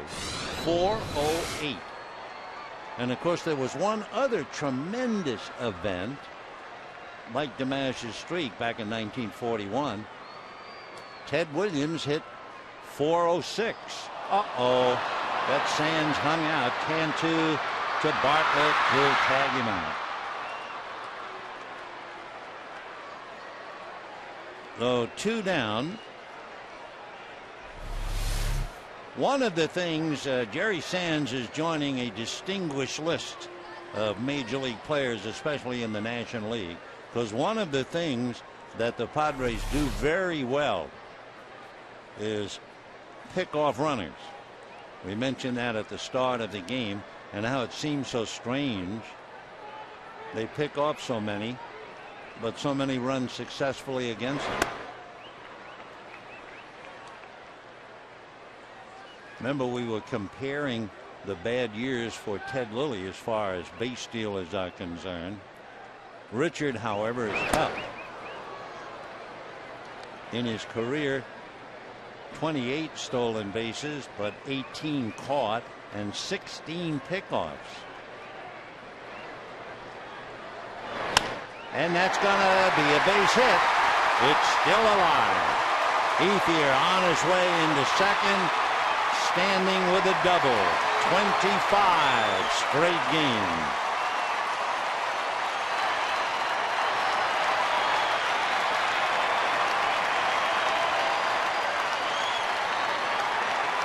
So Ethier extends his streak to 25 against one of the toughest pitchers in the game against him.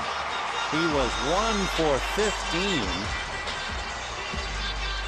going up against Clayton Richards. So he moves up the ladder now. He is tied with Willie Davis, Paul LaDuca, Steve Sachs. He's got to go ways to catch the 3-dog, Willie Davis. Kemp trying to pick him up with 2 down, and of course down in the Dodger dugout, no doubt feeling terrible about things, Jerry Sands. Right down the line. Sands runs well, might have scored on it. 1-1. Dodgers 2 runs, 6 hits. Padres 1 run, 5 hits, 1 error. Matt hitting .370, 5 home runs, 18 runs batted in.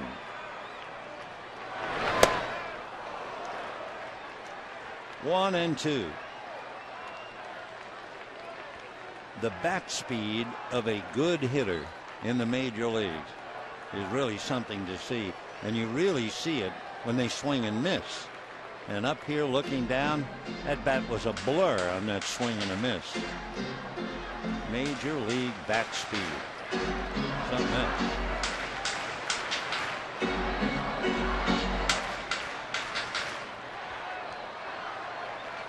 One and 2.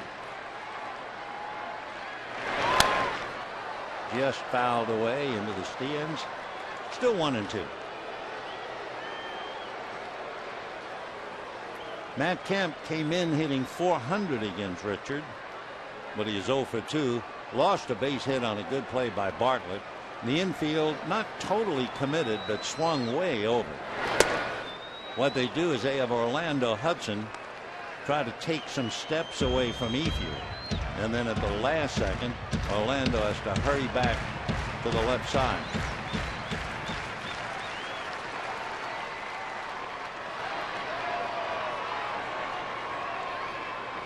Hudson fakes, backtracks. Kemp pops it up. Coming in from right field. With a catch. And that'll be the inning. So the pickoff was huge. No runs, a hit, a man left, and at the end of 5, 2-1 Dodgers.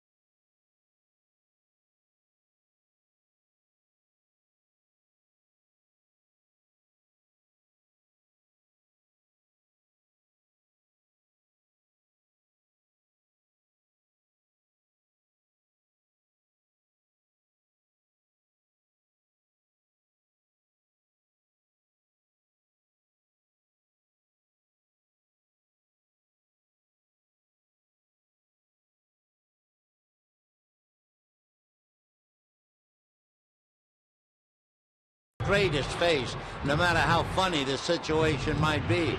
Well, on this day in 1982, he was more than happy. He pitched a one-hitter against the Phillies, faced only 29 batters, and he's the one I said, for whatever reason, he went out and painted the town beige. He was that kind of a guy. Let's go back to this one.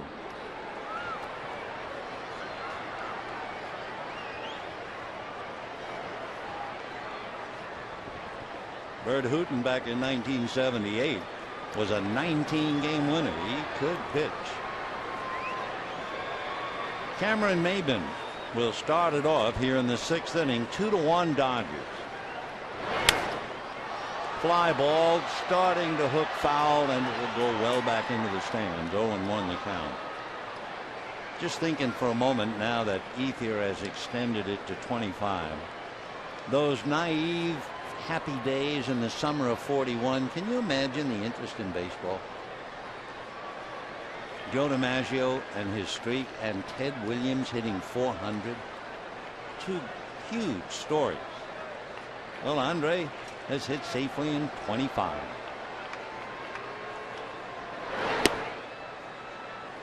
One and one. Cameron Maybin singled to center and struck out. 1 for 2. Doubled up, going on a 3-2 pitch. Bartlett called out on strikes, and Maybin hung out to dry. 1-1. Popped up, angling out is Miles, coming in is Ethier. Miles.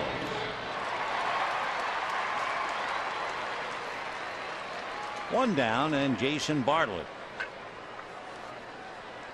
Shortstop, number 8, Jason Bartlett.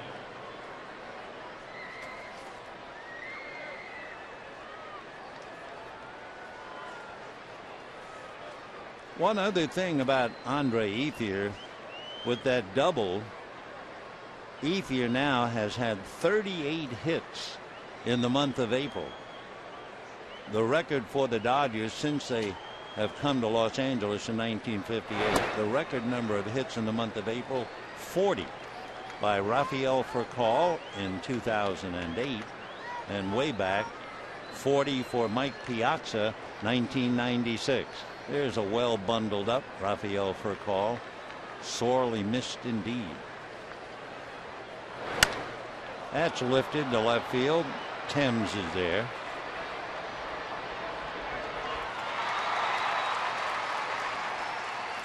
2 down in the 6th. Ryan Ludwig coming up.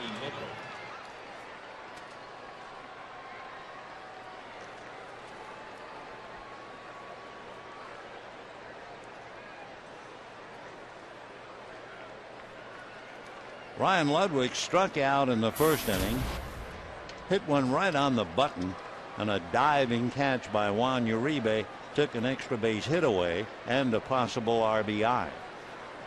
Now that's the difference. Dodgers still holding on to a 2-1 lead. Ball 1.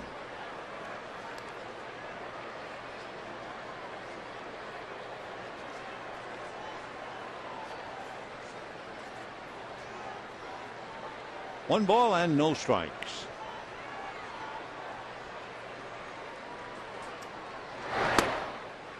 Sinker, 2-0.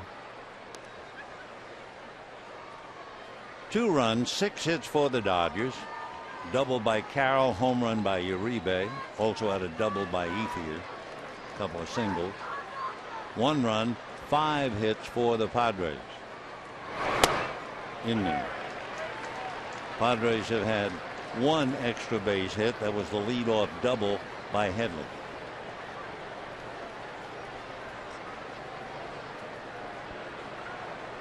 Two and 1. Ludwig 4 home runs, 11 runs batted in. Popped it up. Miles.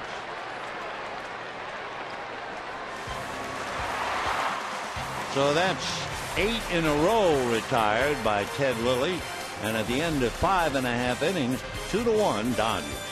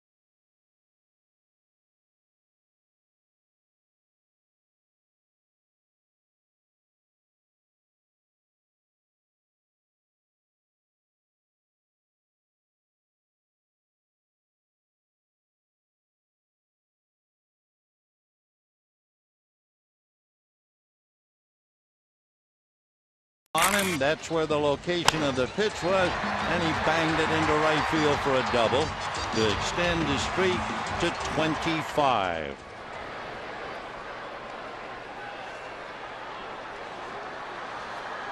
Andre giving that ball to a fan. Uribe has struck out and homered. Again, every time we show you a picture of Ethier, we think about DiMaggio and his streak. Little pop fly. It will be Hudson. 1 away. And meanwhile, let's check plate umpire Brian Knight. Let's take a look at that swing and what happened behind the plate.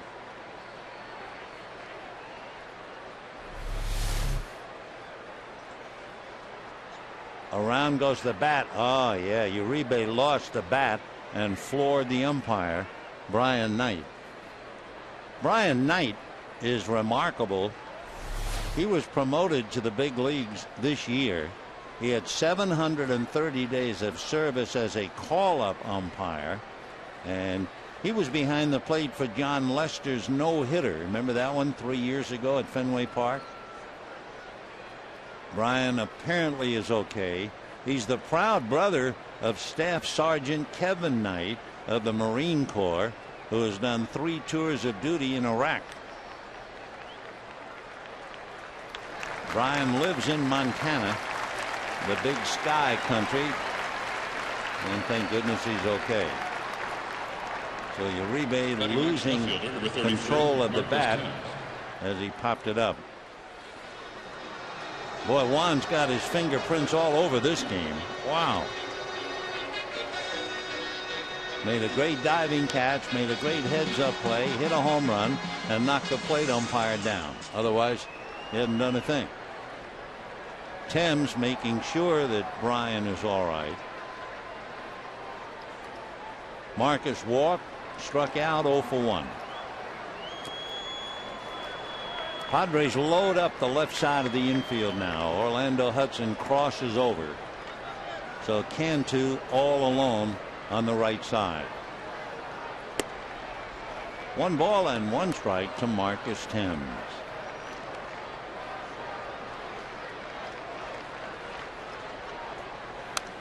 Foul back.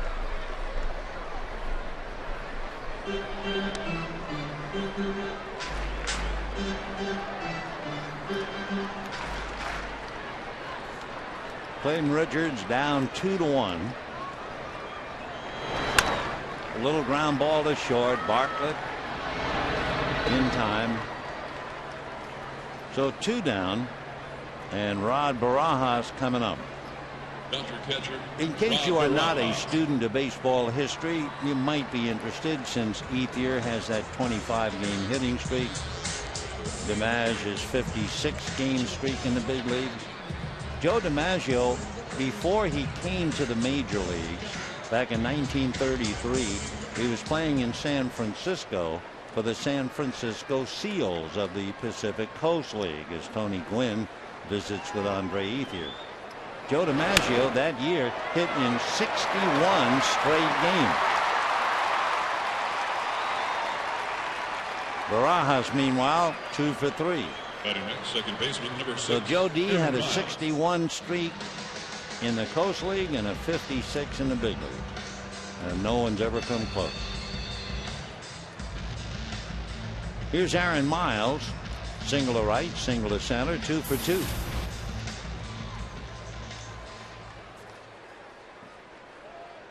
When the Padres come up in the 7th, Cantu, DeNorfia, and Hudson. Ball 1. Aaron hitting .267.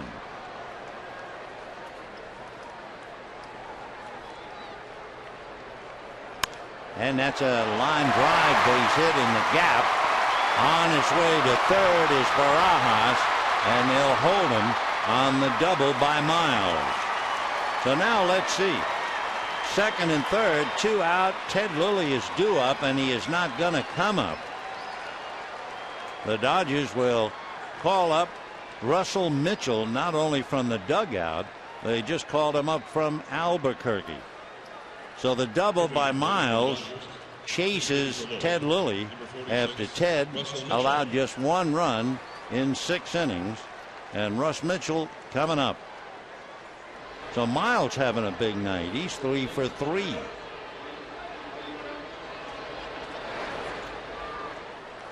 Now the instruction with first base open, and you have Jamie Carroll on deck. Darren Balsley talking to the left-hander. Do they want to put him on intentionally, load the bases? Russ Mitchell and Albuquerque was hitting .214. 6'1", 185 out of Rome, Georgia. He was drafted by the Dodgers out of high school back in 2003. Right-handed all the way, and just called up. So let's see what the Padres have decided to do with him, with first base open. Out on deck, Jamie Carroll, and down in the bullpen, Ernesto Frieri, a hard-throwing right-hander, begins to warm up for the Padres. They will pitch to Mitchell.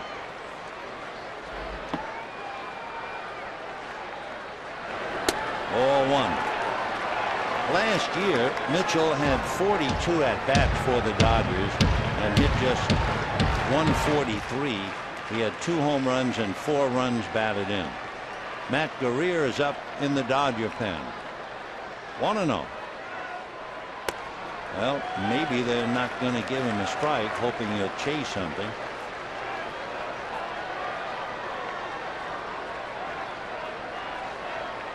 Richard, by the way, walked Thames and walked Sands. He's just walked 2. And a strike.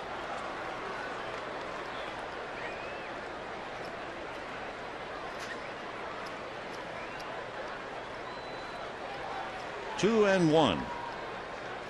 Barajas at third, Miles at second, 2 out, and Lilly watching. 2 and 2.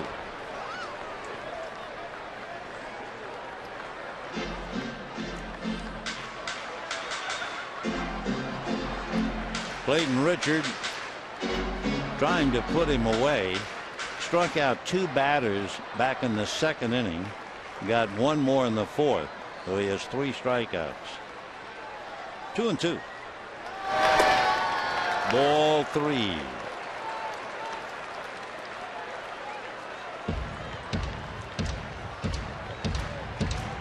Three and 2 to Russ with Carroll waiting. Mitchell, 26 years old. Pull foul. Whoa, that was so close to Rod Barajas.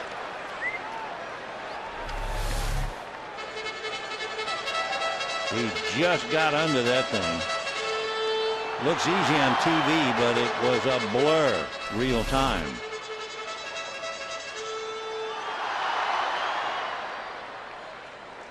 Second and third, 2 out, 2-1 Dodgers. Mitchell batting for Lilly. And ball 4. So the bases are loaded for Jamie Carroll, who doubled, flied to left, flied to center, and now Bud Black's going out to get him. He has Frieri, the right-hander, throwing in the bullpen, and he will go to him.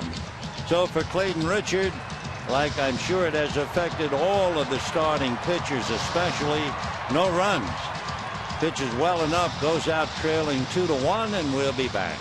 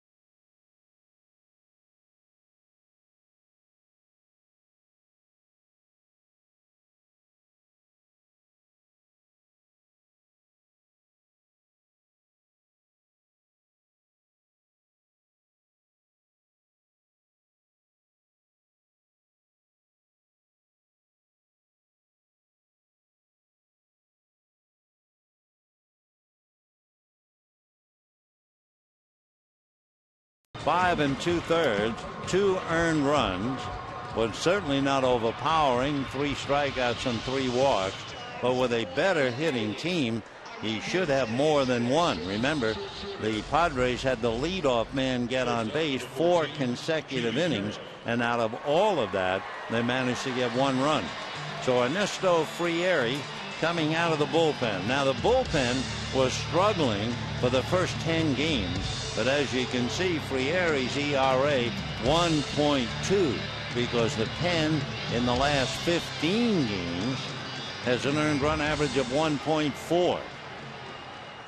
So Rod Barajas is at third, Aaron Miles at second, Russ Mitchell at first, and Jamie Carroll at the plate.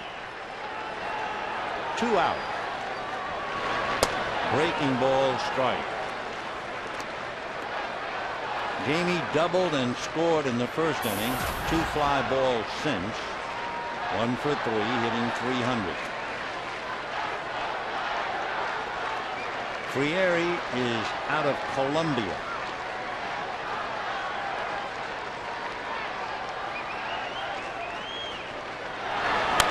Fastball fouled away.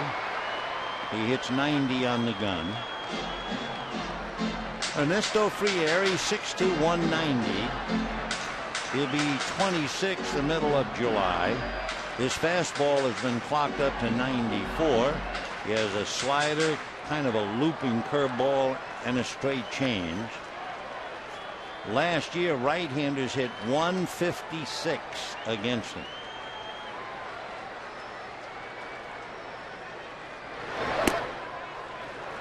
One and two.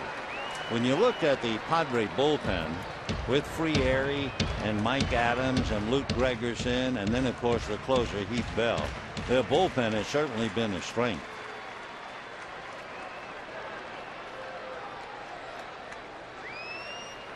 One and two. Little ground ball wide of third. Headley over to first. So Friere comes in and shuts him down. And for Richard, he goes out, but he goes out losing 2-1.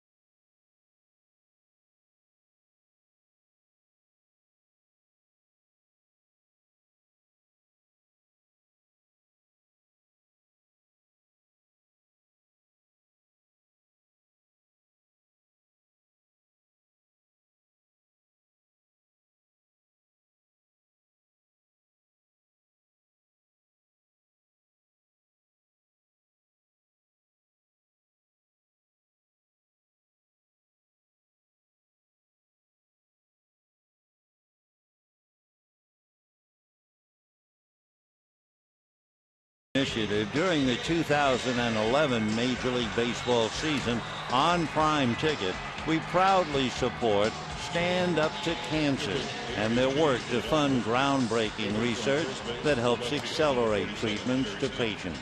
For more information, please visit standuptocancer.org/Fox Sports. The Dodgers rearrange the club a little bit as they lead 2-1 going to the seventh inning. James Loney will take over at first base.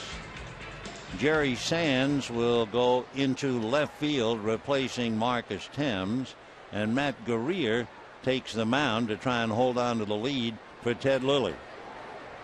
Cantu, DeNorfia, and Hudson in that order against Matt, and that's fouled away.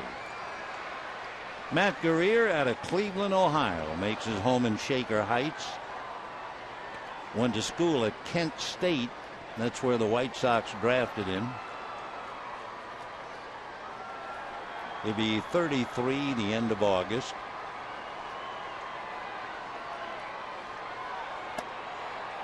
One ball and one strike. Jorge Cantu single to center, a 9-pitch at bat, and then walk.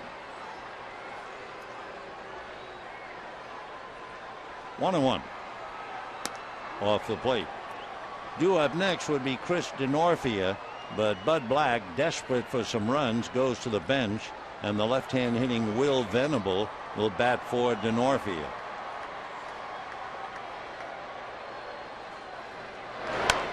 Check swing foul.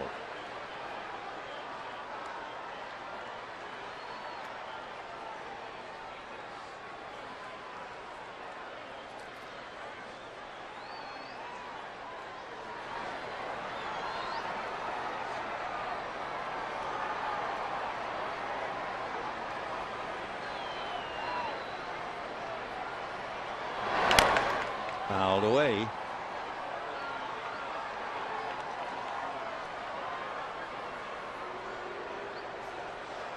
Cantu hitting just 182. 1 home run, 6 runs batted in.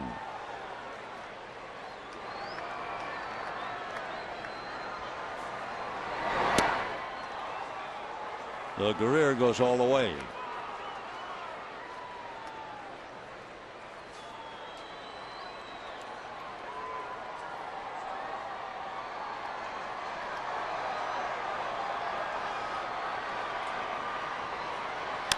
And it's a fly ball slicing and on the dead run.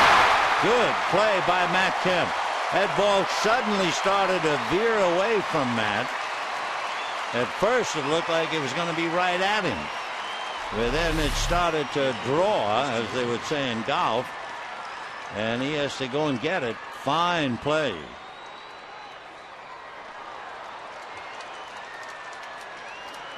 So a big play by Matt Kemp, and we have 1 out in the 7th inning. And the batter now, Will Venable, checking in. So a big play by Matt. Venable now trying to get something started. Will has hit safely in 5 of his last 6.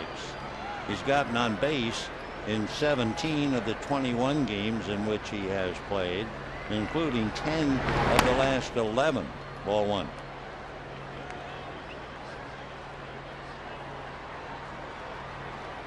Dad Max, of course, played in the big leagues for years. 1 ball and no strikes to Will. And that's going to hit to right. Ethier coming up and makes the catch.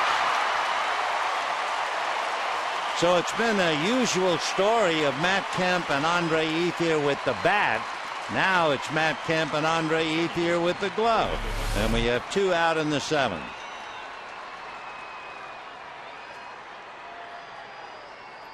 So 2 fly balls, 2 outs, 2 nice plays.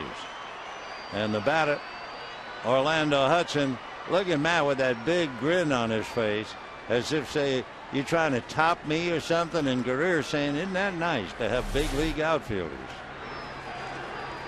So 2 away. Orlando Hudson churning around now to bat left-handed. Fly deep to right and struck out. Ethier made a much better play on Hudson's ball in the 2nd inning than that little diving catch of the ball hit by Venable. 2-0.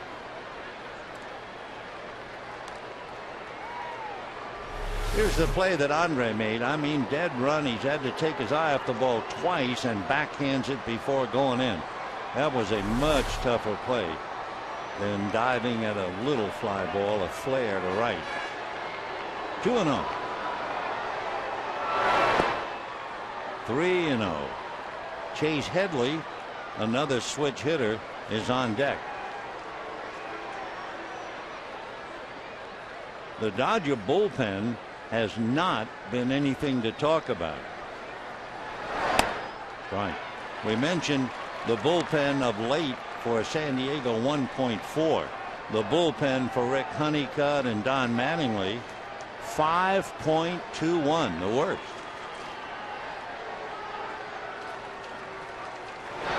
And ball 4.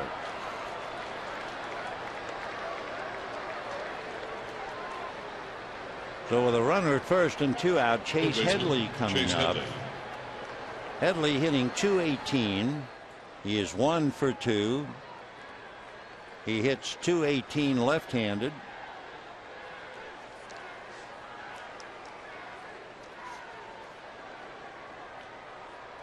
Headley has 1 home run. He hit it left-handed.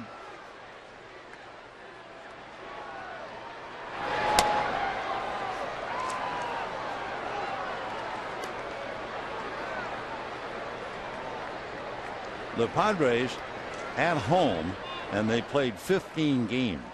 At home, they've hit 6 home runs. I mean, Petco's great for the pitchers, but it breaks the heart of the hitters.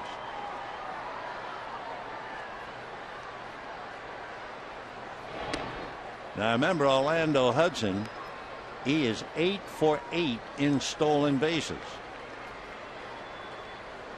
So in a 1-run game, he could be a factor. Dave Roberts talking to him.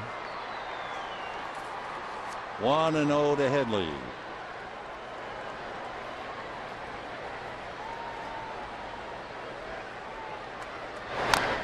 Fouled away. By the way, talking about the Padres trailing 2-1, they have scored 2 runs or less 14 times of the 25 games they played this year, and the record in those 14, 0-14. Can black get blacker? 1-1.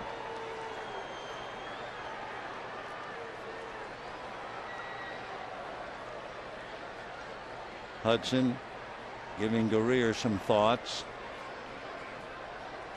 1 ball, 1 strike. Among other things, the base runner thinking about the pitch. Would it be a fastball or a breaking ball? 1-1.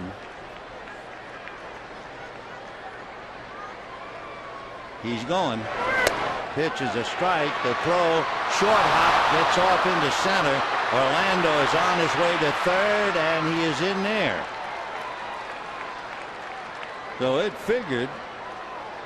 And sure enough, Hudson steals second and takes third on the overthrow by Rod Barajas. And so for San Diego, they have the tying run 90 feet away, but 2 out and a 1-2 count. For Rod Barajas and the overthrow to put the runner at third, you immediately check with Matt Guerrier. And Guerrier does not have a wild pitch.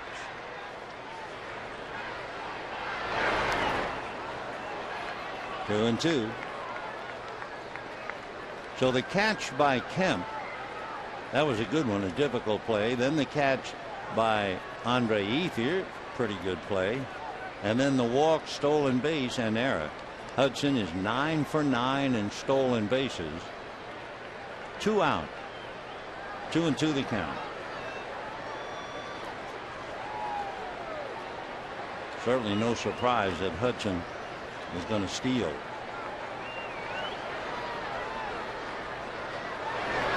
Now back.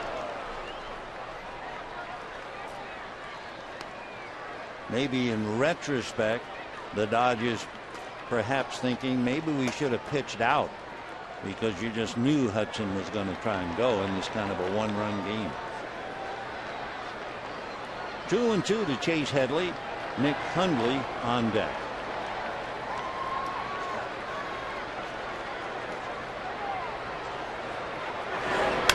Fouled away.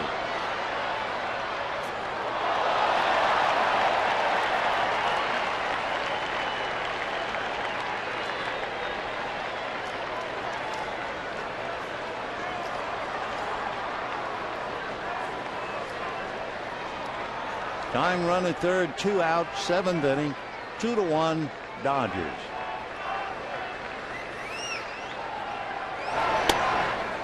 just did lay off a borderline pitch.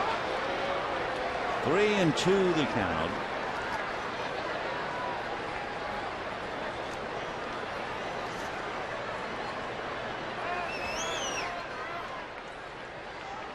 Uribe has walked 3 and struck out 10. Another foul ball.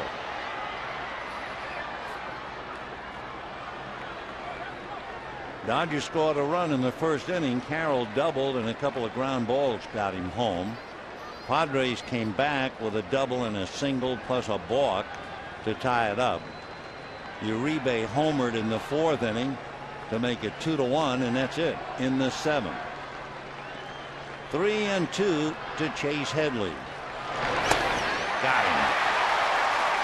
So for the Padres, they continue to come up empty. No runs, no hits, and error. A man left. Couple of fine defensive plays by Kemp and Ethier, and it's still 2-1 Dodgers. The crowd will be singing "God Bless America" and "Take Me Out to the Ball Game." Ladies and gentlemen, please rise and join in the singing of "God Bless America." Performed tonight by Season 7 American Idol Top 50 finalist, Nisha Go. God bless America, land that I love. Stand beside her and guide her through the night with light from above. From the mountains to the prairies to the oceans wide with foam. God bless America, my home, sweet home. God bless America, my home, sweet home.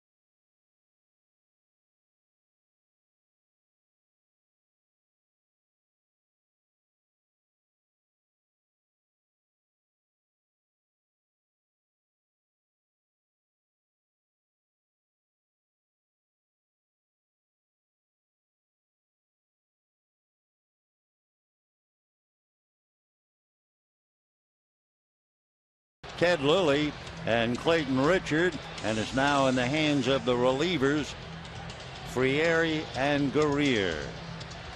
For the Dodgers here in the bottom of the 7th inning, they'll have Jerry Sands, Andre Ethier, and Matt Kemp, and Frieri ready to go to work. Ball 1. Frieri working on Sands. Jerry 2 ground balls to short and third and a walk, but he was picked off. 2-0.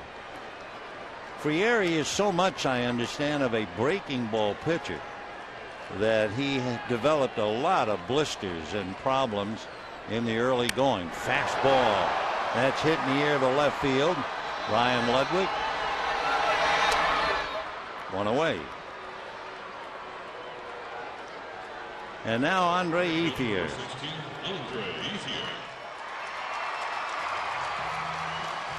Take a look at Frieri and Ethier. Ethier had grounded to short and grounded to first against Clayton Richard. He was not a lucky hitter against Richard. He was 1 for 15 when he came up in the 5th inning and doubled to right field against Clayton to extend his streak to 25. And a high fly ball, but playable. Maben is out there. Quickly 2 fly balls and 2 outs. Down in the bullpen, the Dodgers have Vicente Padilla beginning to loosen up. Here's a reminder, May 17th, the Dodgers and Brewers. You can take home your very own mini ace of the Dodger pitching staff on Clayton Kershaw bobblehead night, courtesy of Bank of America. For tickets, visit Dodgers.com/promotions or call 866-DODGERS. Yes, it is a freshly shaved bobblehead.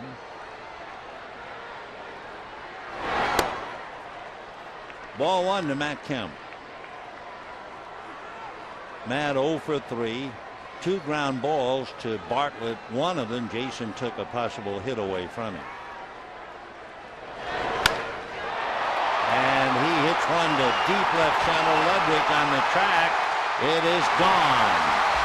So Matt Kemp hits a home run, and the Dodgers have a little breathing room now and lead 3-1. 6 home runs for Matt. So Andre Ethier and Matt Kemp, the 2 guns who have really kept things going. Ethier has 38 hits in the month of April, and Kemp now has 37. Well, Ethier has himself a double. Uribe has a home run, and now Matt Kemp has a home run.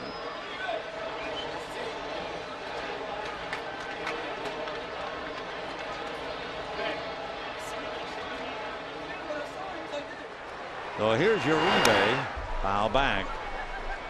For Frieri, that would be the first home run he's given up this year. So 3 runs, 9 hits for the Dodgers. 1 run, 5 hits for the Padres. Fastball hit down the right field line. In there. Fair ball. Rattling around, and Uribe going easily into second base with a double.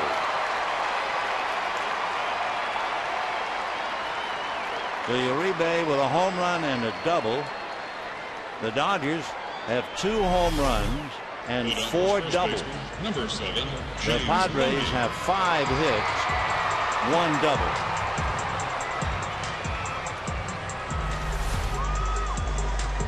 So 2 fly balls and then Kemp's home run, Uribe's double, and here is James Loney. Loney had a 4-hit game on the road to get his average up to 206. James 1 home run, 11 runs batted in. Now they're going to walk Loney intentionally and take their chances with Rod Barajas.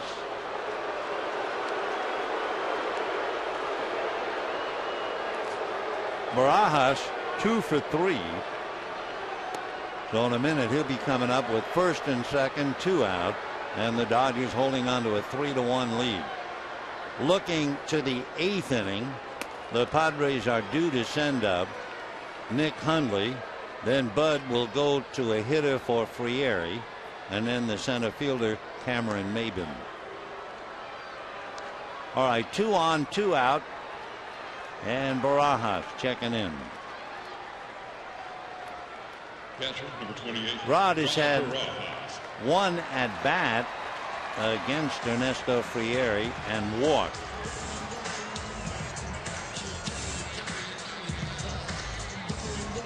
Rod with 5 home runs, 11 runs batted in.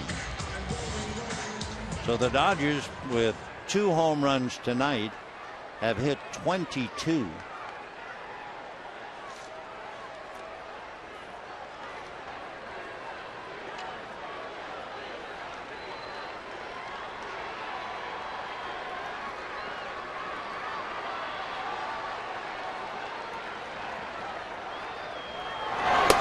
Fastball for a strike. 0-1.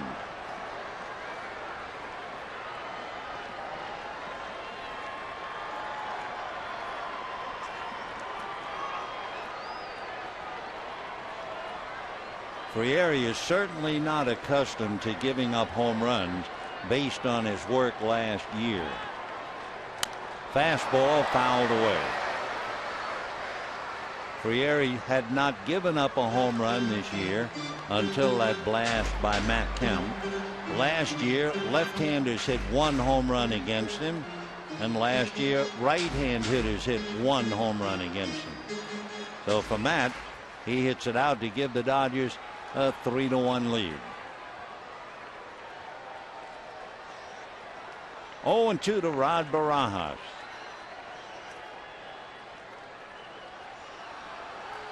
2 on, 2 out, 0-2. Breaking ball.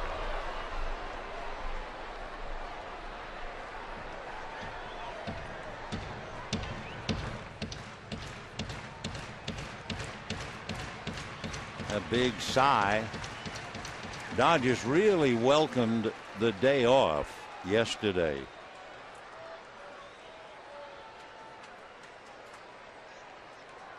"20 games, 20 days, tough stretch." Both teams have gone through that. Nice block by Hundley. 1-2. Tomorrow night, Tim Stauffer, Hiroki Kuroda. Sunday afternoon, Dustin Mosley, John Garland. There's Hiroki, Billingsley and Kershaw in front of him. Matt alongside, doing the pantomime. Time. Aaron Miles, having a 3-hit game, is on deck. This would figure to be the last inning for Frieri.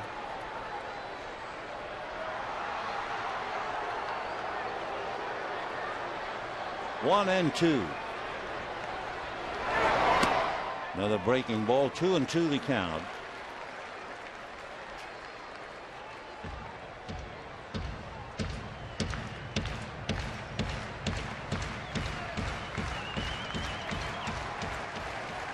Uribe at second, Loney at first.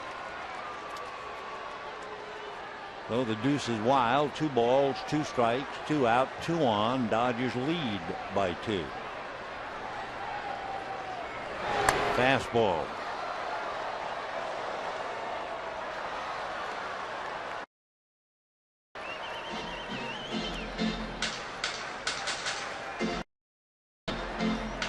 A lot of tough outs tonight. Cantu had a 9-pitch at bat. Hundley had a 9-pitch at bat.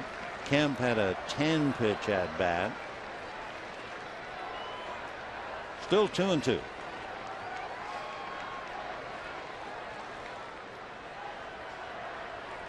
Fastball. His fastball getting up to 93 on that pitch. As we said, he has been clocked as high as 94. So basically, he's throwing fastballs and sliders, and the count stays 2-2. Ernesto is 6'2", 190, 25 years old.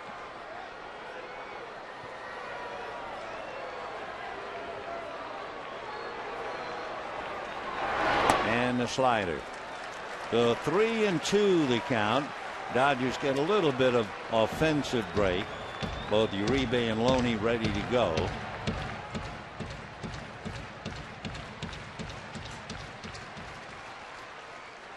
This is a 9-pitch at bat at least now for Barajas. Runners go. Off speed, pull down the left field line, hooking, foul, and out of play. I think he threw him a 3-2 straight change.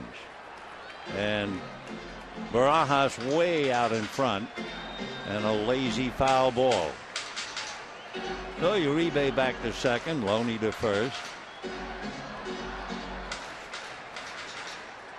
Everybody in the ballpark, I think, looking fastball, and he didn't get it. So still 3-2.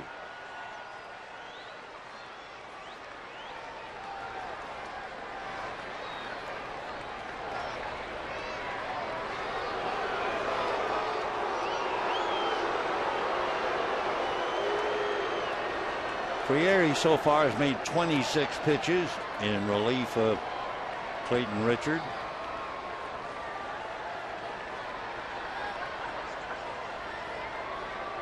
Runners poised and at the ready. There they go. Fastball lifted to right field, coming in and over is Venable, and that'll be that. So 1 run, the home run by Kemp. There was a double by Uribe and 2 left. We're heading to the 8th, 3-1 Dodgers.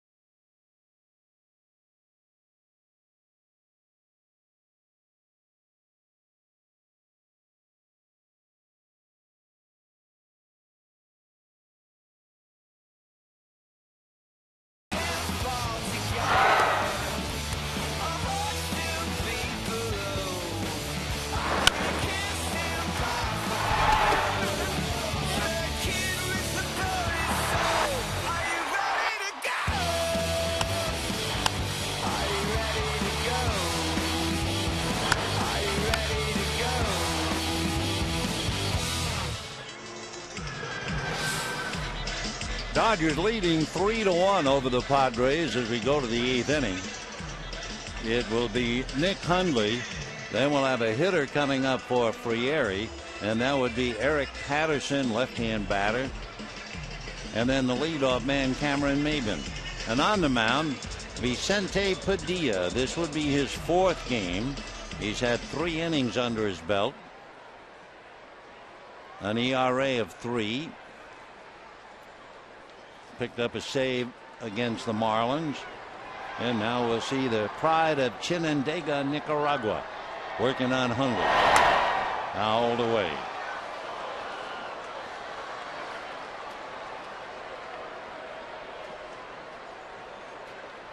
Vicente Padilla and Hundley. Hundley is 2 for 2, a home run against him. Batting 1,000. That's a strike. So Padilla out in front, 0-2. Padilla is the oldest of 7 children. He has 4 sisters, 2 brothers. He grew up in a village in Chinandega, an area that hears very little English. His mom sold beans and rice to try to keep the family afloat. Foul back. For Vicente, he lost his dad, who died of a heart attack when he was 15, so he started out with a very tough life. And back in 1999, he became the 7th native of Nicaragua to play in the major leagues, because number 1, El Presidente, was Dennis Martinez. Fouled away.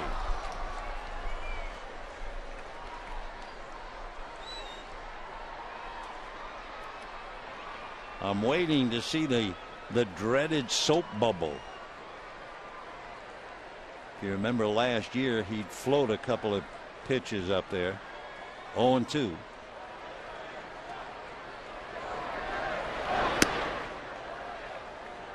Padilla was originally signed by the Diamondbacks in 1998. I remember Buck Showalter was really high on him, and he came up to the Diamondbacks in 99 and again 2000, and then he left to Philadelphia. 2-2. He's won as many as 15 games for the Texas Rangers. 3 times he won as many as 14. Vicente 6'2", 220. He'll be 34 in September. 2-2. And he goes all the way.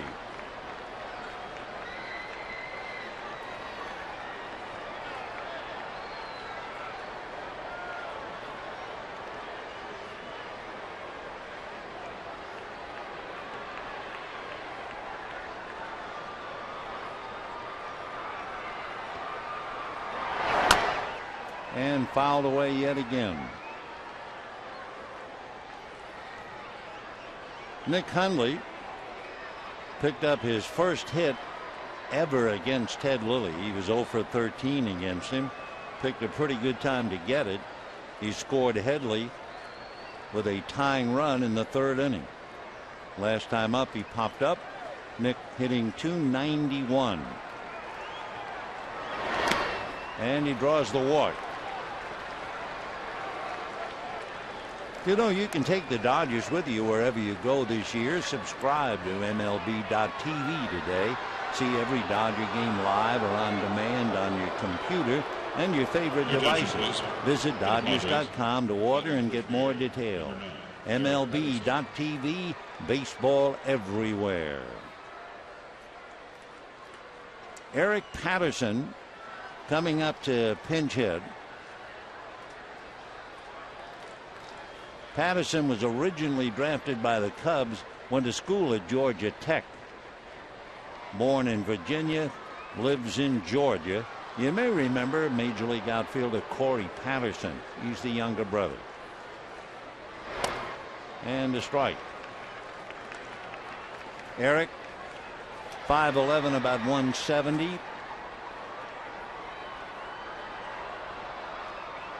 Cubs picked him back in 2004.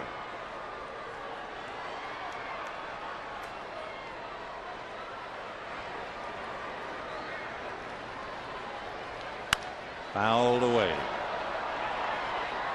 So Padilla walks a man, and Patterson up there, no balls and 2 strikes.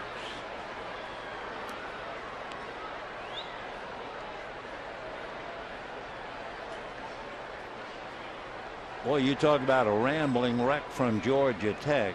Eric Patterson's family went to Georgia Tech. 0-2. Time. His father, Don, played football at Georgia Tech, team captain, and then played in the NFL with the Giants and Detroit Lions. And Eric's mom also graduated from Georgia Tech. In the dirt, blocked by Barajas, 1-2 the count.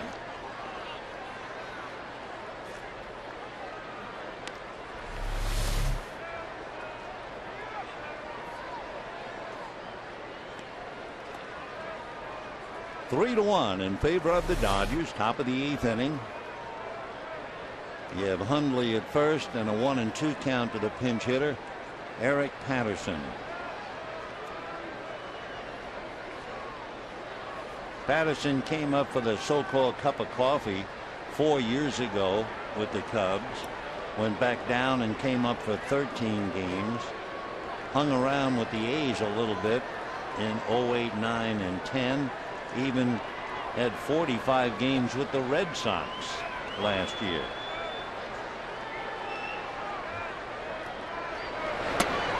Got it. So Eric Patterson comes off the bench. Down he goes. First strikeout for Padilla.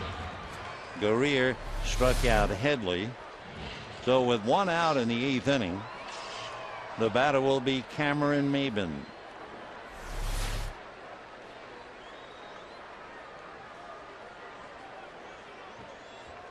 Padilla waiting on Maybin, who has singled, struck out, and popped up.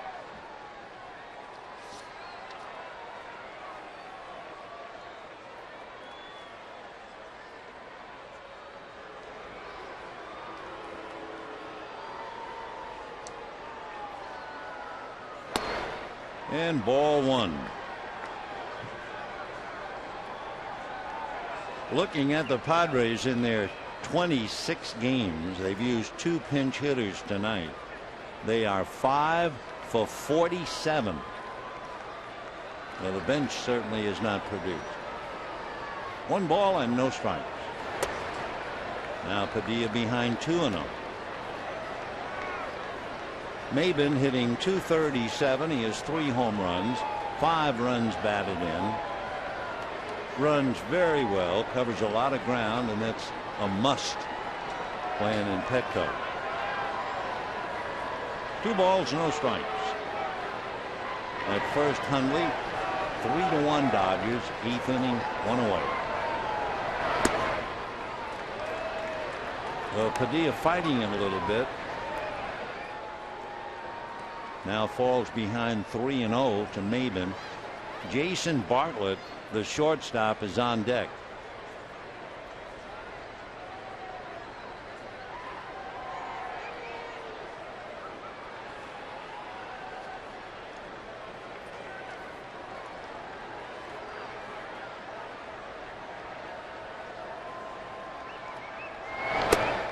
And that's high. So thanks to a couple of walks, Padres have the tying runs on with 1 out, and Jason Bartlett the batter. Rick Honeycutt on the phone. Bartlett does not have a home run. He struck out looking at a 3-2 pitch in the 1st inning, singled to right and stole a base in the 4th inning, and flied to left in the 6th. He has handled himself very well defensively. So the tying runs aboard, 1 out. Bartlett hitting .235, and Ryan Ludwig on deck. And a broken bat, a little flare. It's going to be trapped. They're going to get 1. Also, they have a runner off second. Can you believe the Padres? Holy mackerel. That's the 4th double play the Dodgers have turned, and Bud Black is going to come out and appeal, but this one's in the books. A broken bat double play. It seems like the Padres have found a way, 4 different ways to do it. There's the broken bat, no infield fly rule. There's the force, and now the runner between 2nd and 3rd, and that'll be the end of the inning. So if Black is arguing about an infield fly, it was just not high enough. It's still 3-1 Dodgers.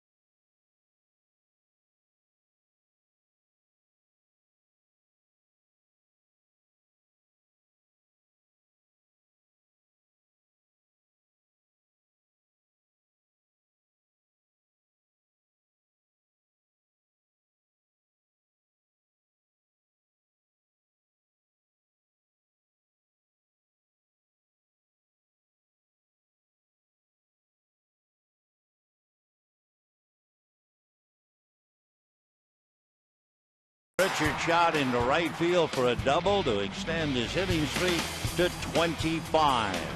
The Dodger box score tonight, Jamie Carroll has figured in a run. Big night for Juan Uribe with a home run and a double. Matt Kemp crushed one for his home run. And down at the bottom, you can see 5 hits for Barajas and Miles. So now we're in the bottom of the 8th inning. Chad Qualls working on Aaron Miles. Miles 3 for 3 tonight. Fouled away. So adding to a good bullpen, the veteran Chad Qualls in his 13th game. Chad spent 4 years with the Astros, 3 with the Diamondbacks and the Rays. Fouled away.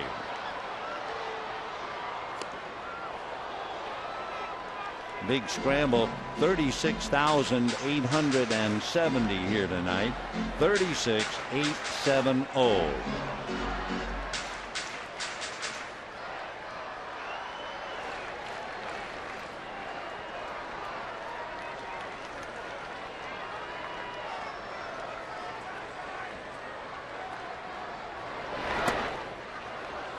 Missed at the plate, missed by Hundley, who tags him out, and we have 1 away. So Miles goes 3 for 4. Qualls picks up a strikeout. And the batter now, Tony Gwynn, and he'll bat for Padilla. Down in the Dodger bullpen, getting ready to close, Jonathan Broxton.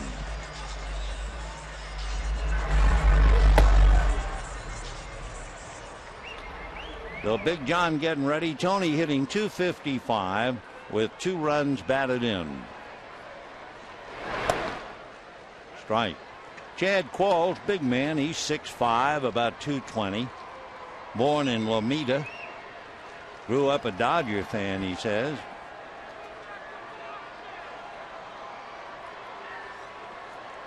(0-1). 0-2. Chad was originally a second-round pick by the Astros out of the University of Nevada. He also went to L.A. Harbor Junior College and then transferred.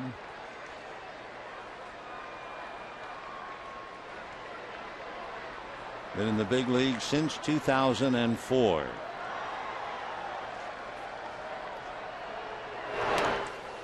To the backstop. Chad basically a good sinker that's been clocked at 93, but he also has a 4-seamer that's been clocked as high as 95. Add to that, he has a slider and a changeup and a splitter, which he throws to left-hand hitters. That last pitch might very well have been the splitter. And that one for sure. So down goes Gwynn. Qualls comes in to strike out 2 up there, then dips below. And the batter will be Jamie Carroll.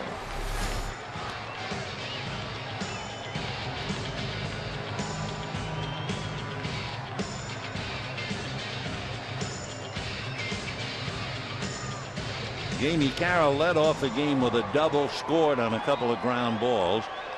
Since then, flied to left, center, grounded to third. If you're not keeping score, you wonder about the 9th inning for San Diego. They're due to send up their numbers 3, 4, and 5 hitters. That would be Ryan Ludwig, Jorge Cantu, and Will Venable. Right. Well, Qualls just comes in and throws strikes. He has taken charge.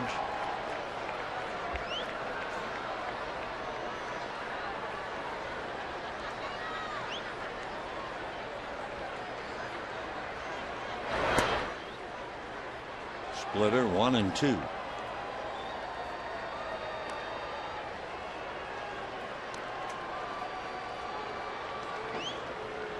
Jamie holding down the fort for the Dodgers. Rafael for a call, forced to the sidelines, remember, with the broken thumb. 1-2. Fouled away. Both the Giants and Colorado lost. So if the Dodgers can hold on to their lead, they'll pick up a game. They will be in second place alone, and they'll trail Colorado by 3.5. Thanks to the efforts of Matt Kemp with his glove and the home run. Andre Ethier with his double and a great catch. And the home run and a great play by Uribe.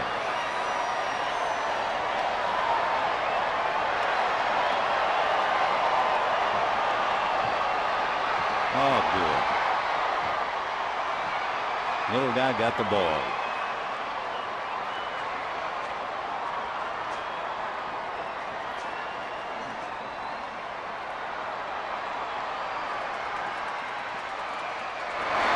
And that slapped the other way. A great try by Orlando, but no chance. All out effort by Orlando Hudson to flag and take a base hit away, but he couldn't do it. So for Jamie, he comes up with a single, and he goes 2 for 5. Get that rascal, but then can't do it. Good effort for the old dog. 3 runs, 11 hits for the Dodgers, 1 run, 5 hits for the Padres.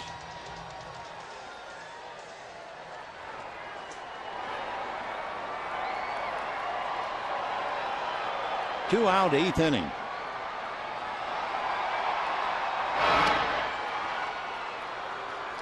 Gary Sands at the plate. Carroll at first. Jamie is 3 for 3 in stolen bases, so they'll keep an eye on him. Sands grounded to short, to third, walk, flied to left. Pitch out, but no action.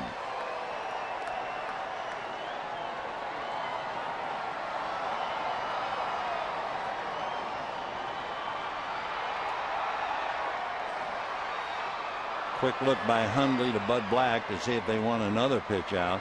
1 ball, no strikes. Little foul out of play, 1-1.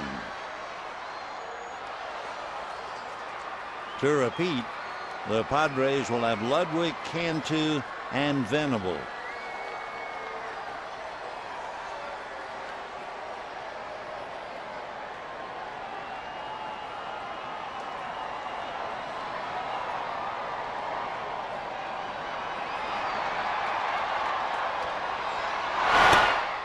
Two and one.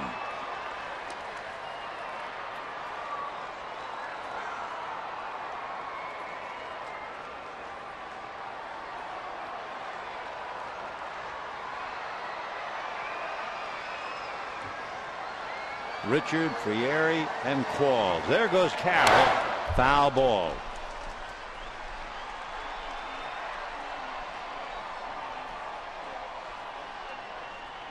Jamie gesturing over to Wallach as if he wasn't quite sure. Something about want to go. So 2-2 to Jerry Sands with 2 out.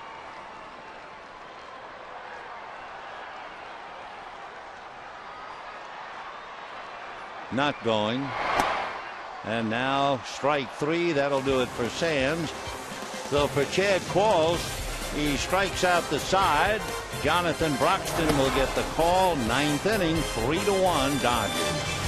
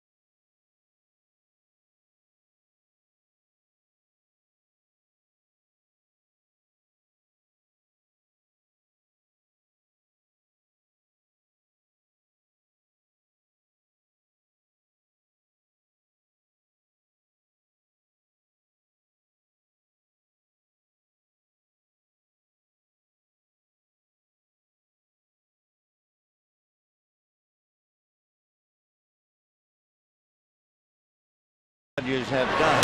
It's Juan Uribe having a big night when he cleared the left field wall for a home run, despite the efforts of Cameron Maben. Then Matt Kemp lifted one, same area. This time Cameron couldn't even bother. Cheerleading for Andre Ethier, who had doubled earlier. And the Dodgers take the 2 home runs to the bank, lead 3-1, and we've arrived in the 9th inning.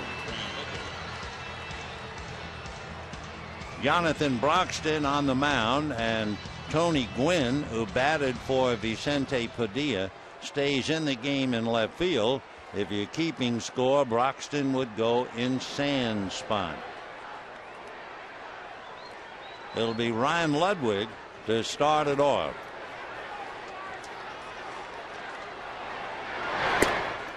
And ball 1. Ludwig 2 for 10 in the pass against Broxton. Cantu 0 for 1 against him is on deck. 1 ball, no strikes.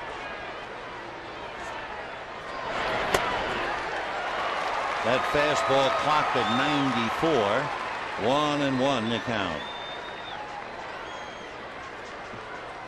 For Broxton, 7 walks, 8 strikeouts. Those 7 walks contributing to his problems. 1-1. And a strike. 1-2.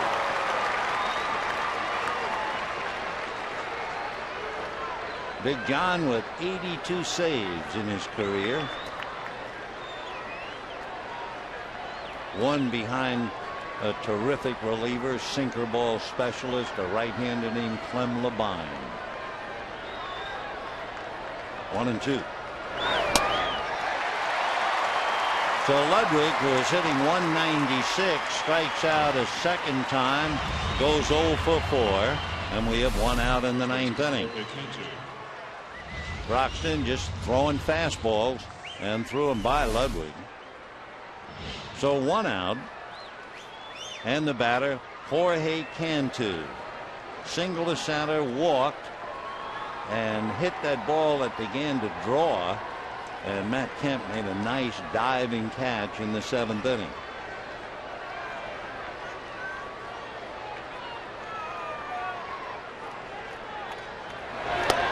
Ball 1. That was 95, so both the ball and Cantu were moving. 1-0 the count.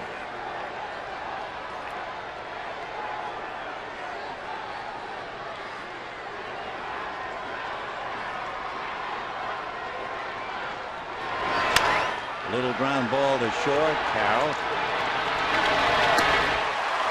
So 2 down in the 9th inning. It will also mean for the 15th time this year, the Padres have scored 2 runs or less, and unless they make a remarkable recovery, they will be 0-15, a club that has been shut out 7 times in the month of April and has the worst offense, not only in the National League for runs scored, but in the major leagues. And tomorrow night, Hiroki Kuroda will try to seize the opportunity against Tim Stauffer. And strike. Broxton has made 7 pitches, 5 strikes, 2 balls. So he's trying to go right after the hitters.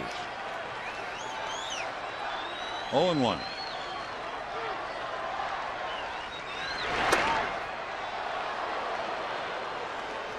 That was 96.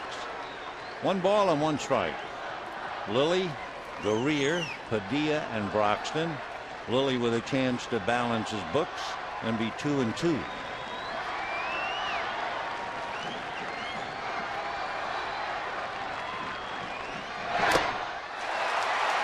That was 94. So Big John 1 strike away from turning out the lights.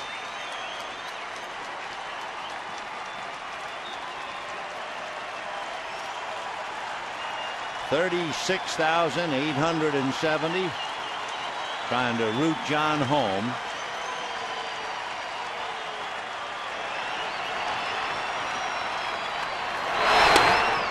Two and two. Overthrowing that time.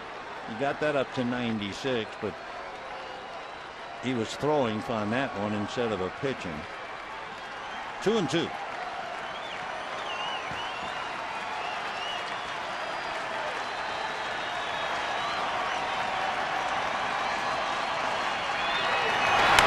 And a little flare that will drop. So a 2-out single by Will Venable. He's 2 for 4 in his career against Broxton. And the batter is Orlando Hudson. Take another look. Went down to get it, pitched just above the knees, and a flare to right field. So let's take a look at Orlando Hudson. And I'm sure Broxton knows. Hudson is 4 for 6, including a home run against Broxton.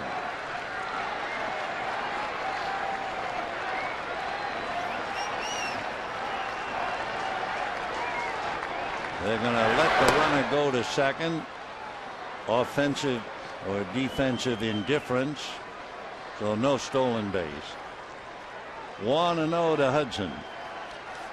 Orlando does not have a home run. He has 5 runs batted in, hitting only .232.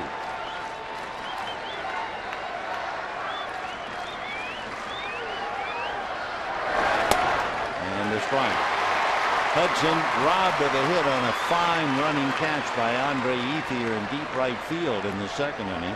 Struck out in the fourth, walked, stole a base, and got to third in the seventh inning. 1-1.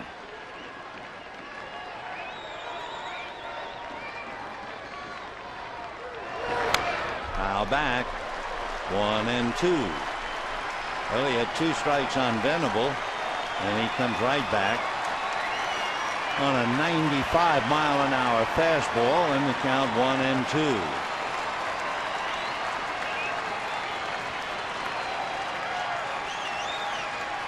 Stauffer and Kuroda tomorrow night.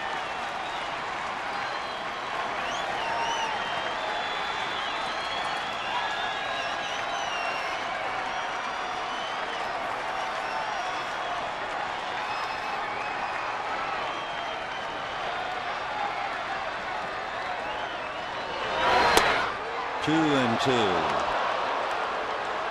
He's thrown hard enough, but he has lost a little bit of the edge now. He has 9 strikes and 6 balls in the 15 pitches, but he hit 96 on that. So he's been lighting up the gun. 2-2 to Orlando Hudson. At second base, Will Venable. Dodgers lead 3-1. 2 out in the ninth.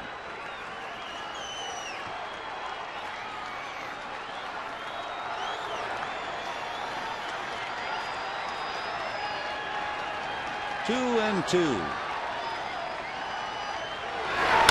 Ground ball, base hit. They will wave in the runner easily. Venable to score. So Orlando Hudson continues to give Jonathan Broxton a bad time. Orlando Hudson is now 5 for 7 against Broxton. So a single to left. The run is in. Padres are still a buck short, and the batter is Chase Headley. Headley 0 for 7 and has struck out 5 of the 7 at bats against Broxton. Though after a really tough hitter, it looks like he has an escape hatch with Headley, or at least he hopes so. And a strike. Now Hudson over there at first base represents the tying run, and he is 9 for 9 in stolen bases. Though Dave Roberts over to talk to him. Headley has 1 home run, 9 runs batted in.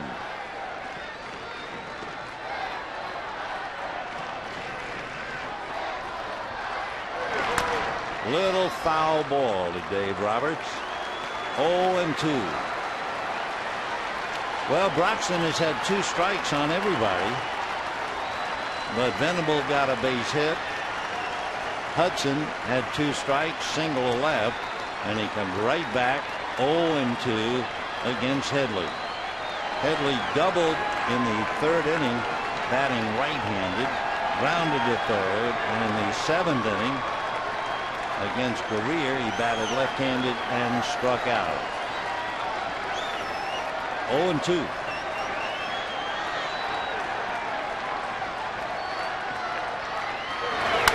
Pulled into right field, base hit. Hudson is around second, on his way to 3rd. So the Padres trying to scratch their way back with 2 out, get 3 consecutive singles. There's no one throwing in the Dodger bullpen, and the batter now is Nick Hundley. So Headley comes up with his first base hit ever against Broxton. The Big John has given up 3 hits and a run. Still trying to hold on to a 1-run lead. And let's look up Hundley. Hundley 2-for-2, hitting 1,000 against Broxton. So Hudson has hit him in the past.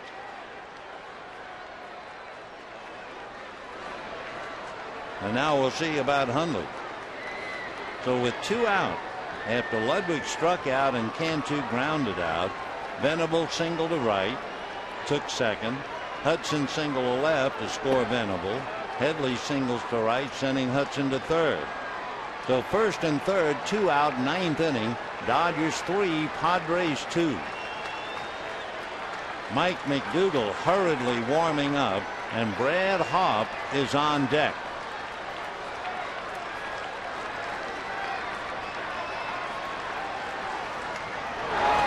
And whacked to left field on the dead run is Green, and makes a game saver.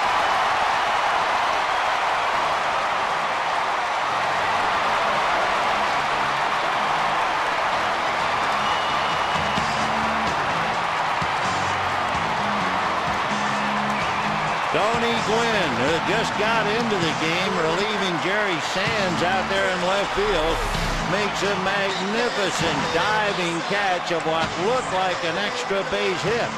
And the Dodgers hang on, along with Jonathan Broxton, to defeat San Diego 3-2